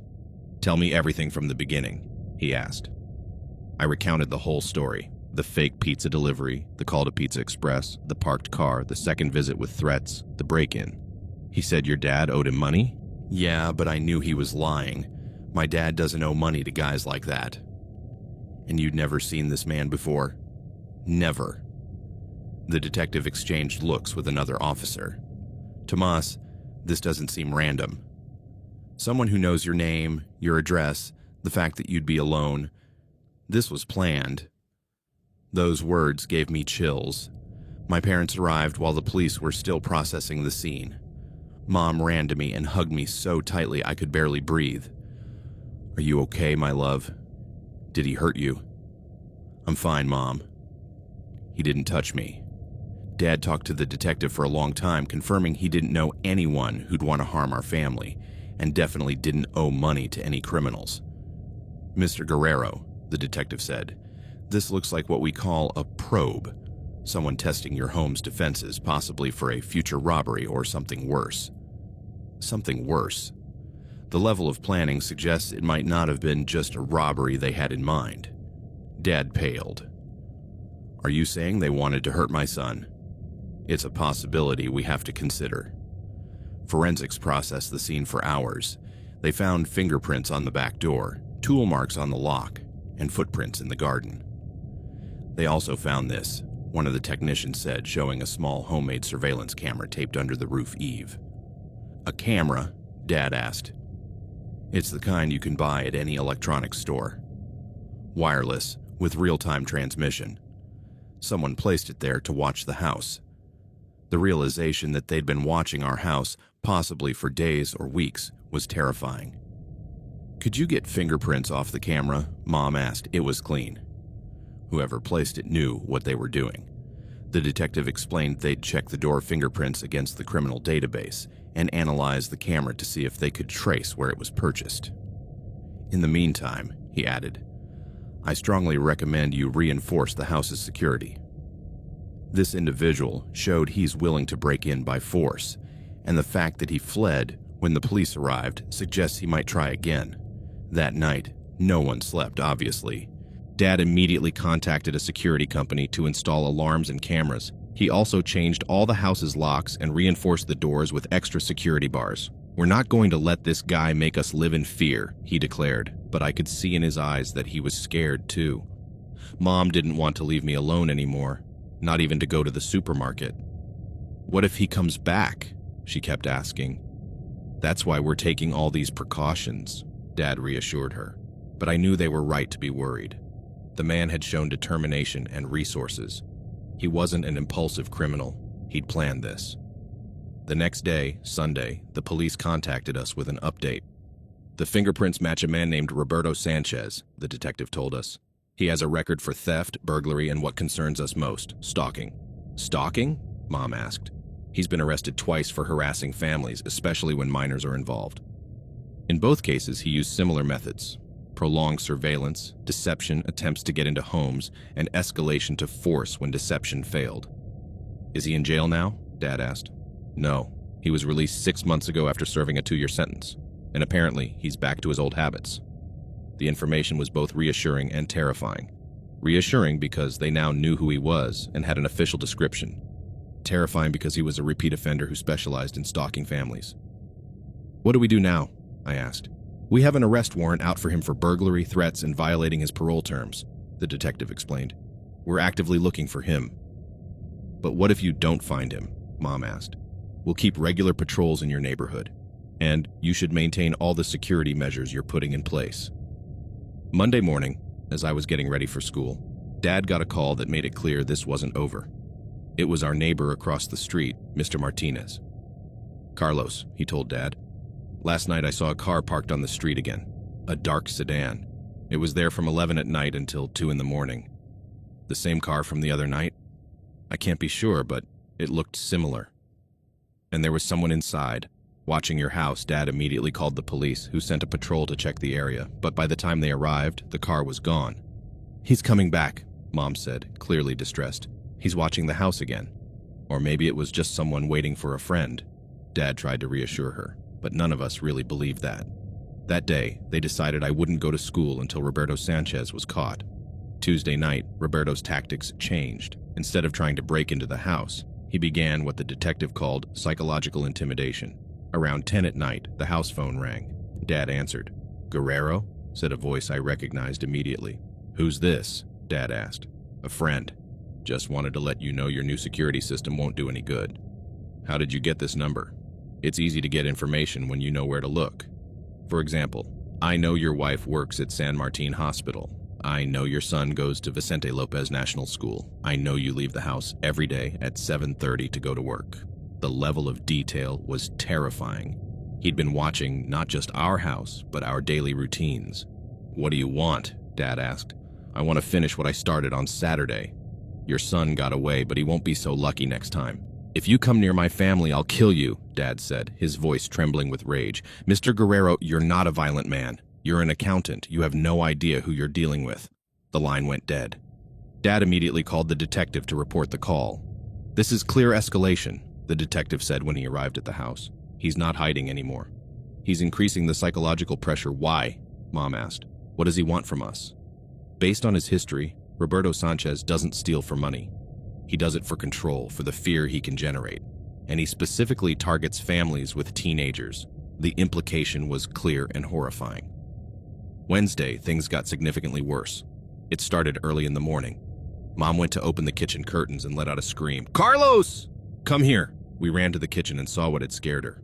On the window glass from the outside, someone had written in marker, "I'm watching you." But that wasn't the worst part. In the backyard, clearly visible from the window, were objects that hadn't been there the night before. A plastic chair was positioned strategically to have a direct view of the kitchen window. Next to it was a small table with a still steaming coffee mug. Roberto had been sitting in our backyard having breakfast, watching our house. "How did he get into the yard?" Dad asked. "It's fenced all around." We went out to investigate and found he'd cut a hole in the back fence, big enough to slip through but discreet enough to go unnoticed from the house. The police arrived immediately, but Roberto was long gone. However, he'd left evidence: fingerprints on the coffee mug, more footprints in the garden, and something far more disturbing. On the table was an open notebook. It was a detailed log of our activities. Monday, 7:30 a.m. Carlos leaves for work. Blue uniform, brown briefcase. Monday, 8:15 a.m. Maria leaves for the hospital. White car. Monday, 9 o'clock a.m. Tomas doesn't leave. School holiday. Monday, 6:30 p.m. Carlos returns from work. Monday, 7 o'clock p.m. Maria returns from the hospital. Monday, 8 o'clock p.m. Family eats dinner together in the kitchen. Tomas sits with his back to the window. There were similar entries for every day over the previous 2 weeks. "He's been watching you for 15 days, the detective said, flipping through the notebook. "He knows your schedules better than you do." That night, after another meeting with the police and the security consultant, my parents made a tough decision. "We're leaving the house," Dad announced during dinner. "What do you mean leaving?" I asked. "Temporarily. Your Aunt Mercedes said we can stay at her place until they catch this guy." "For how long?" "As long as it takes." The idea of being driven out of our own home by a criminal made me furious. And if they never catch him, are we going to live like fugitives forever? "Tomas," Mom said softly, "this man is obsessed. The detective says people like him don't stop on their own. They escalate until something bad happens, or they're caught." "How bad?" My parents exchanged looks. The detective looked into his previous cases. Dad said finally, "In one of the families he stalked before, when he couldn't get into the house, he kidnapped their son on his way to school." "Kidnapped?" "For 3 days. Until the police found him." "What did he do to the kid?" "You don't want to know," Mom said, and her tone told me it had been something awful. That night, we packed the essentials. We were leaving the next day. Thursday morning, as we were loading the car to head to my aunt's house, Roberto made his boldest move yet. It was 9 in the morning. Dad had called work to say he wouldn't be in, and Mom had done the same with the hospital. We were getting ready to load the last bags when the doorbell rang. Dad looked through the peephole and went pale. "It's him," he whispered. Roberto was standing at the front door, but this time he wasn't trying to trick us. He was wearing his usual clothes, but now he held something glinting in the sunlight. A gun. "Guerrero," he shouted from outside. "I know you're getting ready to leave, but you're not going anywhere." Dad immediately called 911 while Mom and I moved away from the windows. "Come out here, all of you," Roberto kept shouting. "We're going to settle this once and for all." "The police are on their way," Dad whispered after hanging up. But Roberto wasn't going to wait. He started circling the house, banging on the windows with the butt of the gun. "I'll get you out of there one way or another," he yelled. "I'm done playing." One of the living room windows shattered, and Roberto reached in to try to open the latch from inside. "To the basement," Dad said urgently. Our house had a small basement Dad used as a workshop. It wasn't comfortable, but it was the safest place in the house, with only one small entrance and concrete walls. We ran down the basement stairs just as we heard Roberto manage to open the living room window. "I'm in," he shouted from above. Come out, wherever you are." In the basement, Dad locked the door and pushed his workbench against it. "How long until they get here?" I whispered. "They said 5 minutes," Dad replied, but only 2 had passed. Upstairs, we could hear Roberto moving through the house, opening doors, shouting our names. "I know you're here," he yelled. "You can't hide forever." His footsteps got closer to the basement door. "What's this?" we heard him mutter. He started banging on the door. "Open this door!" The banging intensified, and the door started to give despite the workbench against it. Dad searched desperately in his workshop for a tool to use as a weapon. He found a large hammer and positioned himself by the door. "If he gets in," he whispered, "you two run to the back corner." But then, just as it seemed the door would give way, we heard the most beautiful sound in the world. Police sirens. The banging on the door stopped immediately. "Shit!" Roberto shouted from upstairs. We heard running footsteps, then police voices shouting, "Police! Drop the weapon!" There were more shouts, then a sound that might have been a gunshot or just something hitting the wall. Then silence. We waited several minutes before daring to move. Finally, we heard a familiar voice. "Guerrero family." "It's Detective Morales. You can come out now." Roberto Sanchez was arrested in our living room, where he'd been smashing furniture in frustration at not finding us. He'd resisted arrest, which added more charges to his already extensive list: armed burglary, aggravated threats, stalking, parole violation, and resisting authority. "He'll be in jail for a long time," Detective Morales assured us.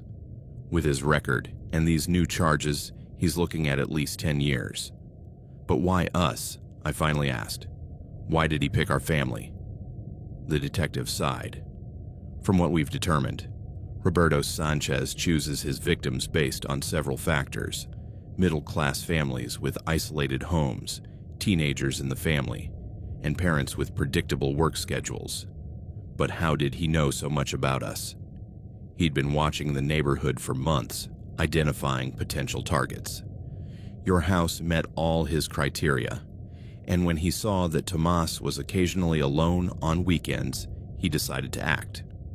The realization that we'd been chosen so coldly, as if we were objects rather than people, was terrifying. It's been 6 months since that week of terror. Roberto Sanchez was sentenced to 12 years in prison, with no possibility of parole for the first 8 years. We moved out of the house a few weeks after the trial. Even though we knew he was in jail, none of us could feel comfortable living in the place where it all happened. The new house is in a more populated neighborhood, with closer neighbors and better nighttime lighting. It has a full security system, and I'm never alone at home for more than a few hours. I've gone back to normal in many ways. I go to school, hang out with friends, play sports. But some things have changed forever. I never open the door to strangers, no matter how legitimate they seem. I always verify the identities of delivery people and service technicians by calling the companies directly. And I've learned to trust my instincts. That first night, when the supposed pizza delivery guy acted strangely, my gut told me something was off. If I'd ignored that feeling and opened the door, things could have ended very differently. The experience taught me that real danger doesn't always come announced with dramatic music and special effects like in the movies. Sometimes it comes disguised as something completely ordinary, a pizza delivery guy at the door. But it also taught me that survival isn't just about luck. It's about staying calm, using your wits, and not being afraid to ask for help when something feels wrong. Roberto Sanchez was counting on me being a typical teenager, impulsive, trusting, easy to trick. But that night, I discovered I had more resources than I thought. And while I hope I never have to use those survival skills again, I know they're there if I need them. The pizza I never ordered taught me the most important lesson of my life. Sometimes the most dangerous person is the one who seems the most normal. And sometimes the difference between being a victim and a survivor is simply keeping the door shut when every instinct tells you something's wrong. That delivery that never went through saved my life. And I'm glad I never signed for it.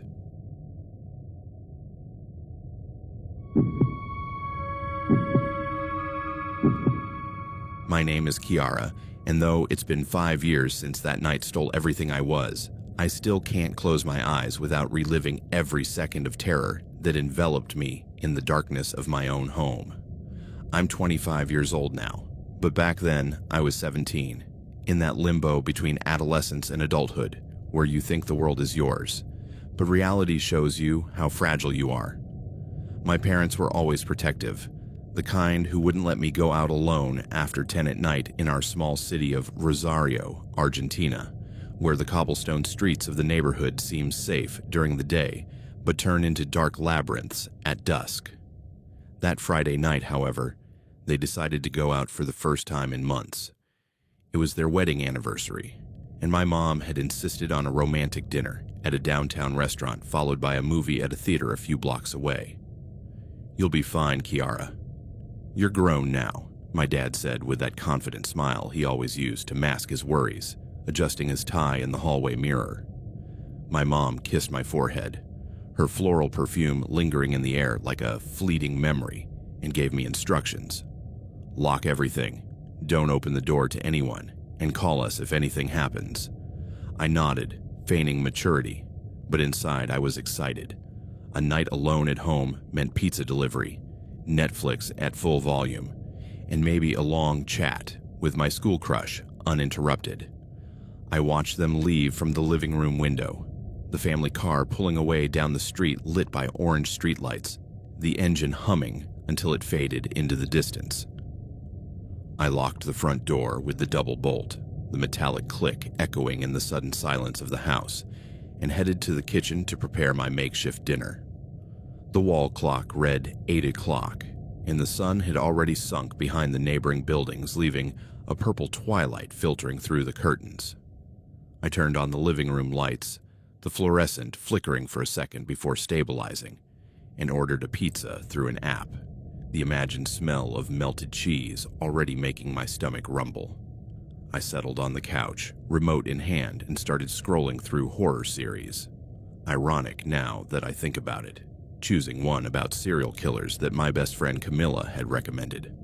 The volume was low at first, but I turned it up to drown out the silence that was starting to weigh on me, as if the empty house was breathing around me, the walls creaking with the nighttime temperature change. The pizza arrived around 8:30. The doorbell rang. I looked through the peephole, a distorted eye of the delivery boy in his red helmet, and opened the door just enough to take the warm box, paying with cash from my pocket. "Good night. Enjoy," he said with a tired smile, and I closed the door immediately, the bolt turning with a definitive sound. I sat to eat at the dining room table, the cheese stretching in sticky strands, the hot tomato sauce slightly burning my tongue, but the comforting flavor distracted me from the faint unease that had started to creep in. That's when I heard the first noise, a soft thud against the kitchen window, as if something had brushed the glass from outside. I froze, the pizza slice halfway to my mouth, my heart racing in an uneven beat. "It's the wind," I told myself, recalling a neighbor's tree branch that sometimes tapped on windy days. But that night the air was still. no breeze stirring the curtains. I stood slowly, my legs heavy as if the floor were pulling me down, and peered into the kitchen, the yellow light illuminating the empty sink and the dark window reflecting my pale face. Nothing. I returned to the couch, laughing at myself for being so paranoid, and turned up the TV volume, the series now showing a scene of a girl alone at home, hunted by a stranger. Too much of a coincidence, making me pause for a moment, the remote trembling in my hand. The fiction suspense blended with reality. Every shadow in the room seemed to move. Every creak of the old wooden house sounded like stealthy footsteps in the hallway. I finished the pizza, leaving the box on the table and curled up under a blanket, my phone in my lap with the battery at 80%, ready to call my parents if anything happened, though I knew their phones would be on silent in the theater. The clock read 9:30, and the night stretched before me like an endless abyss. The second noise came around 10, a scratching at the back door, the one leading to the small patio where my mom grew flowers in pots. It was a deliberate sound, like nails dragging across wood, slow and persistent, making my skin crawl in waves of cold. I sat up, my heart hammering in my ears, and turned off the TV to listen better, the sudden silence amplifying everything. The tick-tock of the clock, my ragged breathing, and the scratching that repeated, now accompanied by a low whisper, like voices murmuring unintelligible words on the other side of the door. It's a stray cat, I thought, recalling the neighbor's several cats, but the scratching was too high, too intentional for an animal. I tiptoed to the kitchen door, the floor cold under my socks, and pressed my eye to the small window beside it. The patio's darkness was absolute, broken only by the distant light of a street lamp on the back street. But I swore I saw shadows moving. Two tall figures, indistinct silhouettes leaning toward the door, one extending a hand to scratch again. I stumbled back, tripping over a chair that fell with a crash that echoed in the empty house, my stifled scream escaping my throat. I ran to the living room, grabbing my phone, my fingers shaking as I dialed Dad's number. "Answer, please," I whispered, but it went to voicemail, his cheerful recorded voice sounding distant and unreachable. I tried Mom. Same thing. Panic settled like a knot in my stomach, tightening until I felt nauseous. Then I heard a bang on the living room window, a fist hitting the glass, not hard enough to break it, but insistent, testing my resistance. I crouched behind the couch, tears streaming down my cheeks, the phone vibrating in my hand with a message from an unknown number. "Open the door, Kiara. We just want to talk." The terror paralyzed me. How did they know my name? Did they know me? The next message: "Your parents won't be back soon. We're alone." The suspense was suffocating, each second stretching into an eternity of fear, imagining their hands on the door, their eyes scanning the windows for a weakness. I tried calling the police, my fingers slipping on the screen, but the call dropped. "No service," the phone said, the signal bar empty as if someone had interfered. The banging on the window repeated, now accompanied by voices. "Kiara, come out. We won't hurt you." At first, low, guttural laughter filtered through the glass like poison. I crawled to the kitchen, the floor cold against my knees, and checked the back door. The knob turned slightly, as if someone were testing it from outside, the metal creaking under pressure. I closed my eyes, praying silently, sweat sticking my shirt to my back, and heard the click of the lock giving way. No, it was my imagination, but the fear made it real. I ran upstairs to my room, the second floor seeming like a temporary refuge, and locked myself in, pushing the desk against the door, the wood scraping the floor with a sound that echoed through the house. I curled up on the bed, the blanket over me like a useless shield, the phone still without signal, messages piling up from the unknown number. Photos of me from the window, my silhouette in the living room, with captions, "We see you. You're pretty when you're scared." The sinister detail turned my stomach. They'd been watching me before, maybe for days, weeks, lurking in the neighborhood shadows. Another message. A short, blurry video of my parents leaving the restaurant laughing, unaware of what was happening. "Don't call them, or something will happen to them." The terror became physical, my bladder tightening, the urge to urinate mixing with nausea, but I didn't move, paralyzed by the suspense of what was coming. 11 o'clock struck with a ding from the clock downstairs, and the banging intensified. Now, at the front door, fists hammering in a steady, malevolent rhythm. "Kiara, open up. We know you're alone," alternating voices, one deep and hoarse, the other higher, but equally menacing, laughing between blows. I tried shouting out my bedroom window, which faced the street, but the neighborhood was deserted at that hour. Lights off in neighboring houses, only the echo of my screams returning my loneliness. The front door's knob creaked, and I heard metal on metal. They were picking the lock, a pick lock or something similar, the click-click sounding like gunshots in the night. I crawled downstairs, my heart in my throat, and hid in the hallway bathroom. The cold tiles against my back, the door locked with a bolt. The suspense was unbearable, each second expecting the crash of the door giving way, imagining their masked faces, their eager hands. Finally, at 11:30, I heard the definitive creak, the front door opening with a groan of hinges, heavy footsteps entering the house, the wooden floor creaking under boots. "Kiara, where are you? Come play laughter." Footsteps exploring the living room, furniture shifting, the pizza box falling to the floor with a thud. I covered my mouth to stifle a sob, hot tears streaming down my cheeks. The smell of urine escaping as I couldn't hold it anymore. The warm liquid soaking my pants in absolute humiliation. They entered the kitchen, drawers opening, knives clinking. God, the knives. And one said, "Look, the bitch got scared." Smells like fear. The other laughed, footsteps approaching the bathroom, the knob turning slowly. They forced it, the bolt trembling under pressure, and the door gave way with a crack, wood splintering. There they were. Two men, tall and bulky, ski masks covering their faces, eyes gleaming with malice through the holes. They dragged me by the hair, searing pain in my scalp, and took me to the living room, throwing me onto the couch like a rag. "Hello, Kiara. We've been watching you," the hoarse one said, his hot breath on my face, reeking of alcohol and stale tobacco. The abuse started subtly. Unwanted touches, rough hands brushing my arm, my leg, creeping up my soaked thigh, laughing at my shame. "Look, the bitch pissed herself." They slapped me when I screamed, the impact swelling my cheek, blood on my split lip.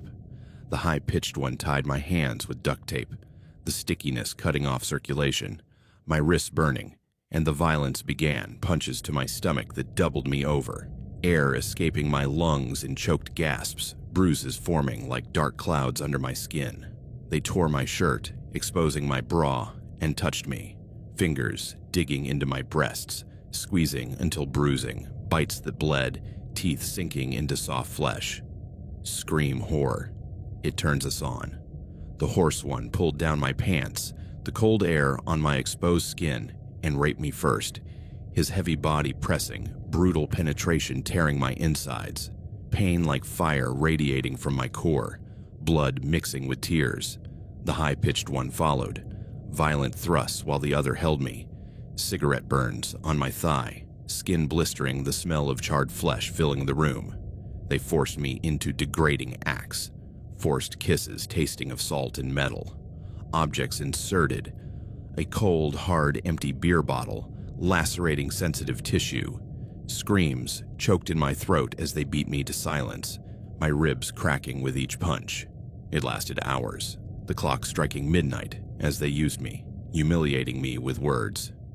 "You're ours now, Kiara. Your parents will find you broken." They left me at dawn, bleeding and trembling on the couch, notes carved into my body with a knife. Property. My parents arrived at 6, horror on their faces as they found me, but the damage was done, physical and mental scars haunting me. The terror of that night, an eternal companion in the darkness. I remember every blow as if it's happening now, the fist in my stomach doubling me over, air escaping, bruises spreading, the bottle inserted, cold glass tearing, blood dripping, bites on my breasts, teeth piercing, warm blood rolling.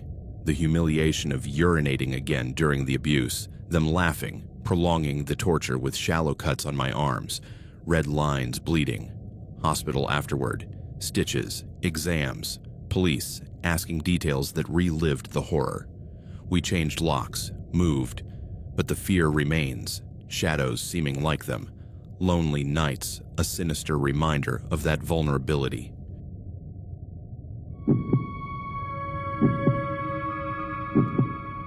My name is Valentina. I'm 18 years old, and this is the story of the night that changed my life forever. The night I learned that survival sometimes requires decisions I never thought I'd be capable of making.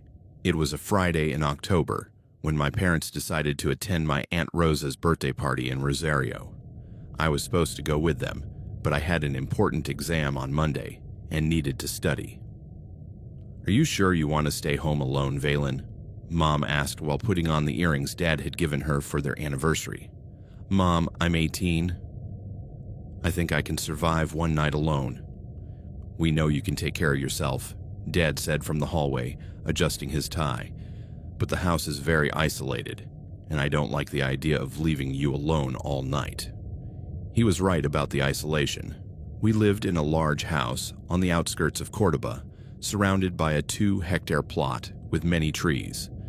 The nearest house was almost a kilometer away, and the area was very quiet at night. "I'll be fine," I insisted. "Besides, I have to study for anatomy. It's a midterm. I can't afford to fail." My parents finally relented, not without giving me every possible safety instruction. Keep the doors locked. Don't open them for strangers. Call them if anything happens. They left around 7 in the evening, and I was alone in our 2-story house with my books and the promise of a quiet night of studying. I had no idea someone was already watching me. I'd been studying for an hour and a half when I heard the first strange noise. It was a metallic sound, like someone had bumped into something in the garden.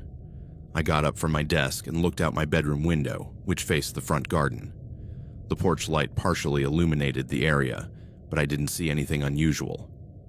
"Probably a cat," I muttered, returning to my books. But 10 minutes later, I heard it again. This time it sounded like footsteps on the gravel path leading to the front door. I went back to the window, but this time I turned off my bedroom light to see outside better. The garden looked empty under the light of the full moon. I was about to return to my desk when I saw it. A tall, thin figure was moving among the trees at the back of the garden. It was hard to make out details in the dark, but it was definitely a person, and they were moving slowly toward the house. My heart started beating faster. Who could be in our garden at 9:30 at night? I grabbed my phone and considered calling my parents, but what would I say? That I'd seen someone walking in the garden?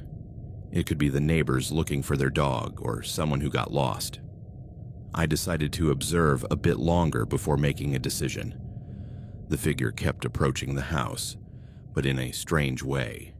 Instead of walking straight to the front door, they moved from tree to tree as if trying to stay hidden. That wasn't normal. I crept downstairs silently and went to the living room, which had large windows overlooking different angles of the garden. From there, I'd have a better view of what was happening. What I saw made me stifle a gasp. The man, now I could clearly see it was a man, was standing by the kitchen window, hands pressed against the glass, peering inside. And he wasn't a lost stranger. He was dressed entirely in black, with a ski mask covering his face. I backed away from the window immediately, my heart pounding so hard I could hear it in my ears. Someone was prowling around my house, and it was clear they had no good intentions. I grabbed my phone with trembling hands and dialed 911. 911, what's your emergency? There's someone prowling around my house, I whispered. They're looking through the windows and wearing a mask. Are you in immediate danger? I'm alone in the house, and there's a masked man outside. Understood. Are you safe inside? Are the doors locked? Yes, but... At that moment, the doorbell rang. My blood ran cold. He's ringing the doorbell, I whispered into the phone. Do not open the door under any circumstances. A patrol is on its way. What's your address? I gave the address as the doorbell kept ringing, now more insistently. The patrol will arrive in about 15 minutes. Stay away from doors and windows. 15 minutes. It felt like an eternity. The doorbell stopped, but then the knocking started. They weren't normal knocks. They were deliberate and forceful, as if whoever was outside knew someone was inside and was demanding I open the door. I stood frozen in the living room, trying to decide what to do. Should I hide? Try to scare the intruder off by making noise? Or stay still, hoping they'd leave? The knocking stopped abruptly, leaving an unsettling silence. I waited several minutes but heard nothing more. Maybe they'd left. Cautiously, I approached the living room window to see if I could spot anything. The front garden looked empty, but as I headed back toward the stairs to return to my room, I heard something that stopped me dead in my tracks. It was the sound of glass breaking. It came from the kitchen. The sound of careful footsteps crunching over broken glass confirmed my worst fear. The man had entered the house. I ran upstairs, trying to make as little noise as possible, and locked myself in the hallway bathroom, which had a bolt and no windows. It was the safest place I could think of.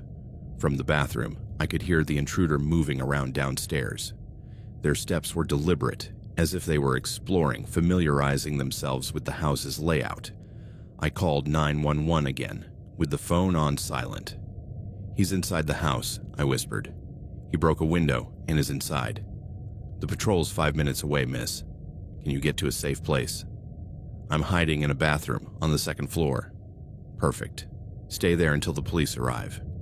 But as I spoke, I heard the footsteps start coming up the stairs. "He's coming upstairs," I whispered into the phone, panic taking over. The footsteps reached the top of the stairs and stopped. I could hear the man moving through the hallway, opening doors. First, he opened my parents' bedroom door. I heard drawers being opened, things being moved. Then he went to my room. More sounds of searching. Finally, his footsteps headed toward the bathroom, where I was hiding. He stopped in front of the door. The knob turned slowly, but the door didn't open because of the bolt. There was a pause, then a voice that chilled me to the bone. "I know you're in there." It was a male voice, hoarse, distorted by the mask. "Open the door and nothing bad will happen to you." I didn't respond, holding my breath. "If you don't open the door, I'll break it down, and that's going to make me very angry." I stayed silent. Then the banging started, first with fists, then with something heavier. The door was solid, but it wouldn't hold forever. "Where's the police?" I whispered into the phone. 2 minutes, the operator replied. But the intruder wasn't going to wait 2 minutes. The door splintered after several blows, and I could see a hole forming in the wood. Through the hole, I saw the glint of something metallic. He had some kind of tool, maybe an axe or a hammer. I knew I had to act. Staying hidden was no longer an option. I frantically searched the bathroom for anything I could use as a weapon. There was a heavy hair straightener, perfume bottles, and in the cabinet under the sink I found something better. Mom's hairdryer, which was large and heavy. It wasn't much, but it was better than nothing. The hole in the door grew larger, and I could see part of the man's mask through it. "I'm almost in," he said with a laugh that gave me goosebumps. "Stop playing hide and seek." When he finally managed to get his hand through the hole to try to unlock the bolt from the inside, I acted.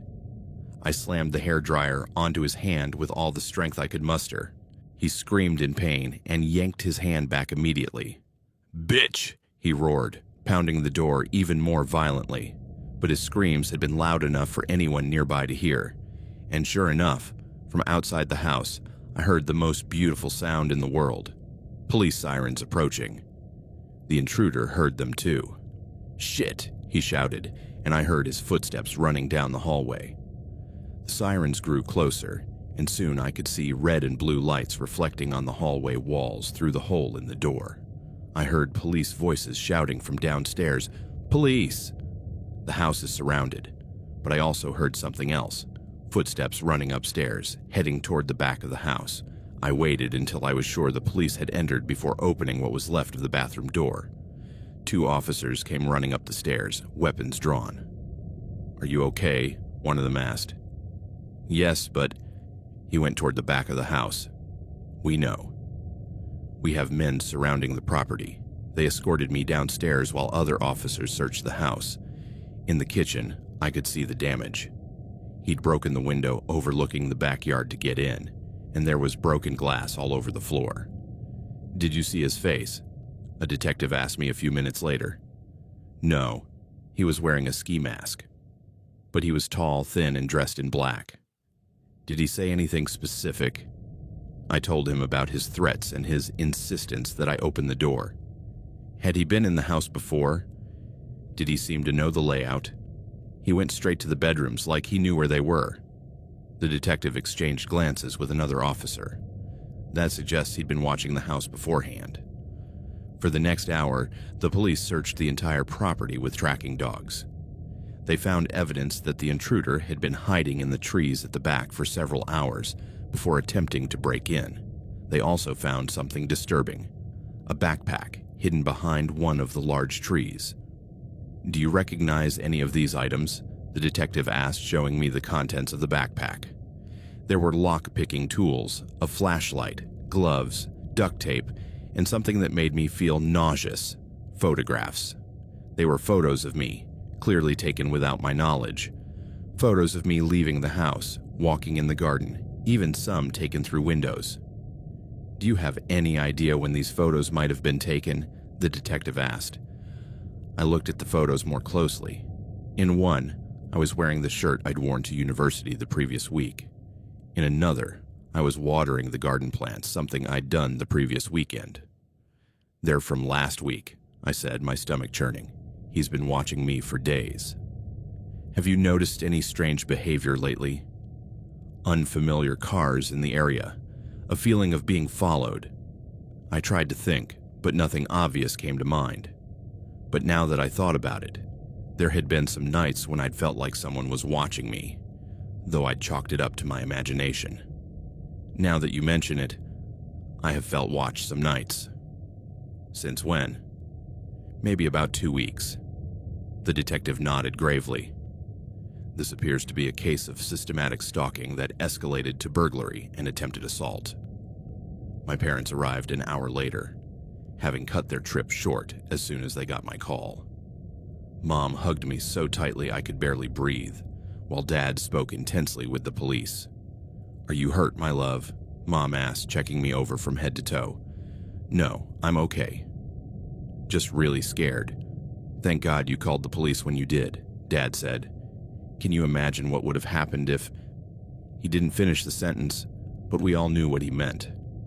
The detective explained that they'd set up a search perimeter within a several-kilometer radius, but so far, they hadn't found the intruder. He likely had a vehicle parked nearby to escape, he explained. But we have forensic evidence from the backpack and the house that will help us identify him. And in the meantime, Dad asked, is my daughter safe? We'll keep patrols in the area for the next 48 hours, but I also recommend you consider staying somewhere else tonight. They didn't need to be told twice. We packed some things and went to my grandparents' house in the city center. The next morning, the detective called with information that completely changed the case's perspective. The fingerprints on the backpack match a man named Miguel Hernandez, he told us. He has a record for stalking and burglary. Do we know him? Dad asked. That's the interesting part. He briefly worked as a gardener for a company that services your neighborhood. It's possible he was on your property before, legitimately. The realization that he'd had legal access to our house at some point was terrifying. When did he work in the neighborhood? Mom asked. About 3 months ago. He was fired for inappropriate behavior toward female clients, and he's been stalking Valentina since then. That's what we believe. The oldest photos we found date back 2 months. 2 months. I'd been stalked for 2 months without realizing it. Where is he now? I asked. We're actively looking for him. He has a known address, but he wasn't there when we went to arrest him. However, we have an arrest warrant out for him. We didn't have to wait long. Miguel Hernandez was arrested the next day when he tried to return to his apartment. During the search of his home, the police found even more disturbing evidence. He'd been stalking not just me, but at least 3 other young women in the area. His apartment was like a sinister shrine dedicated to his obsessions.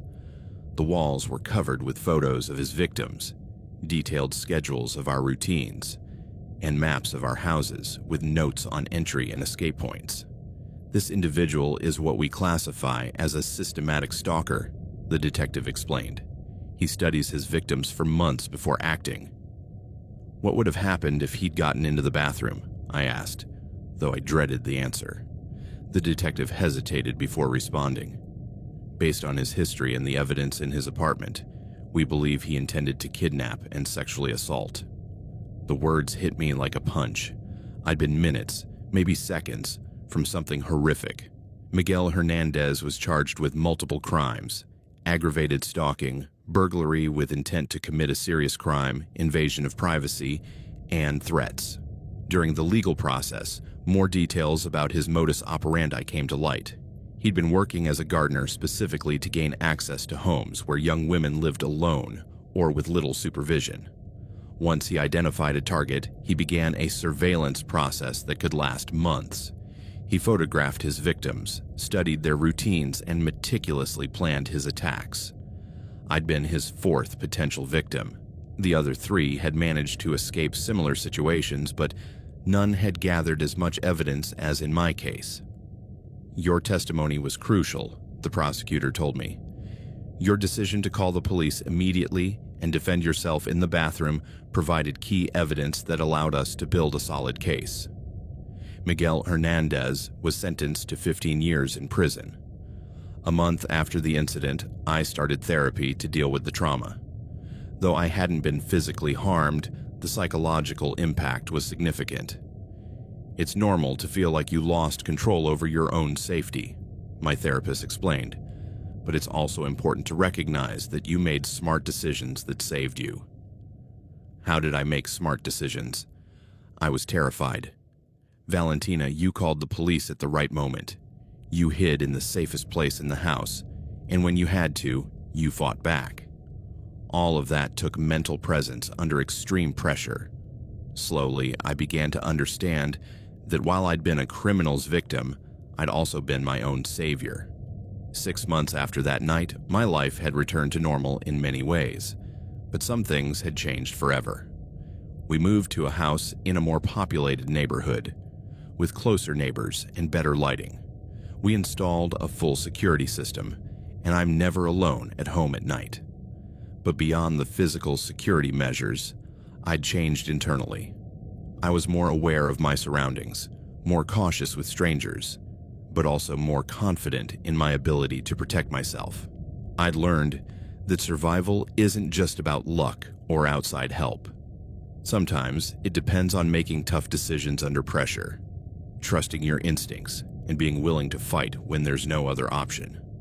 A year after the incident, I started volunteering with an organization that helps victims of stalking and domestic violence. My experience taught me that predators count on their victims being passive. I tell other women who've been through similar experiences. They expect us to freeze in fear, to not take steps to protect ourselves. But what if the victim can't fight back physically? They often ask. Defense isn't always physical, I reply. It can be calling the police at the right moment, like I did. It can be having an escape plan. It can be making noise to alert neighbors. It can be simply trusting that something's wrong and acting on it. That October night changed my life in ways I could never have imagined. It confronted me with my deepest fears and forced me to find strength I didn't know I had. Miguel Hernandez had counted on me being an easy victim, a teenager alone, scared, who would hide and wait to be rescued.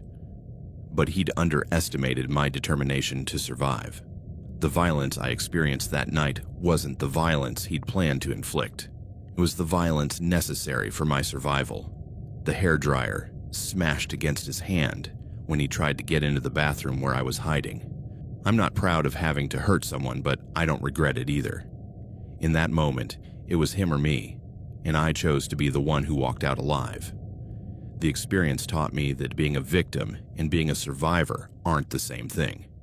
You can start as a victim of circumstances, but the decisions you make in those critical moments determine whether you end up a victim or a survivor. I chose to be a survivor, and every day since, every time I help another woman who's been through something similar, I reaffirm that choice. The hunter had chosen the wrong prey, and in the end, it was he who was hunted.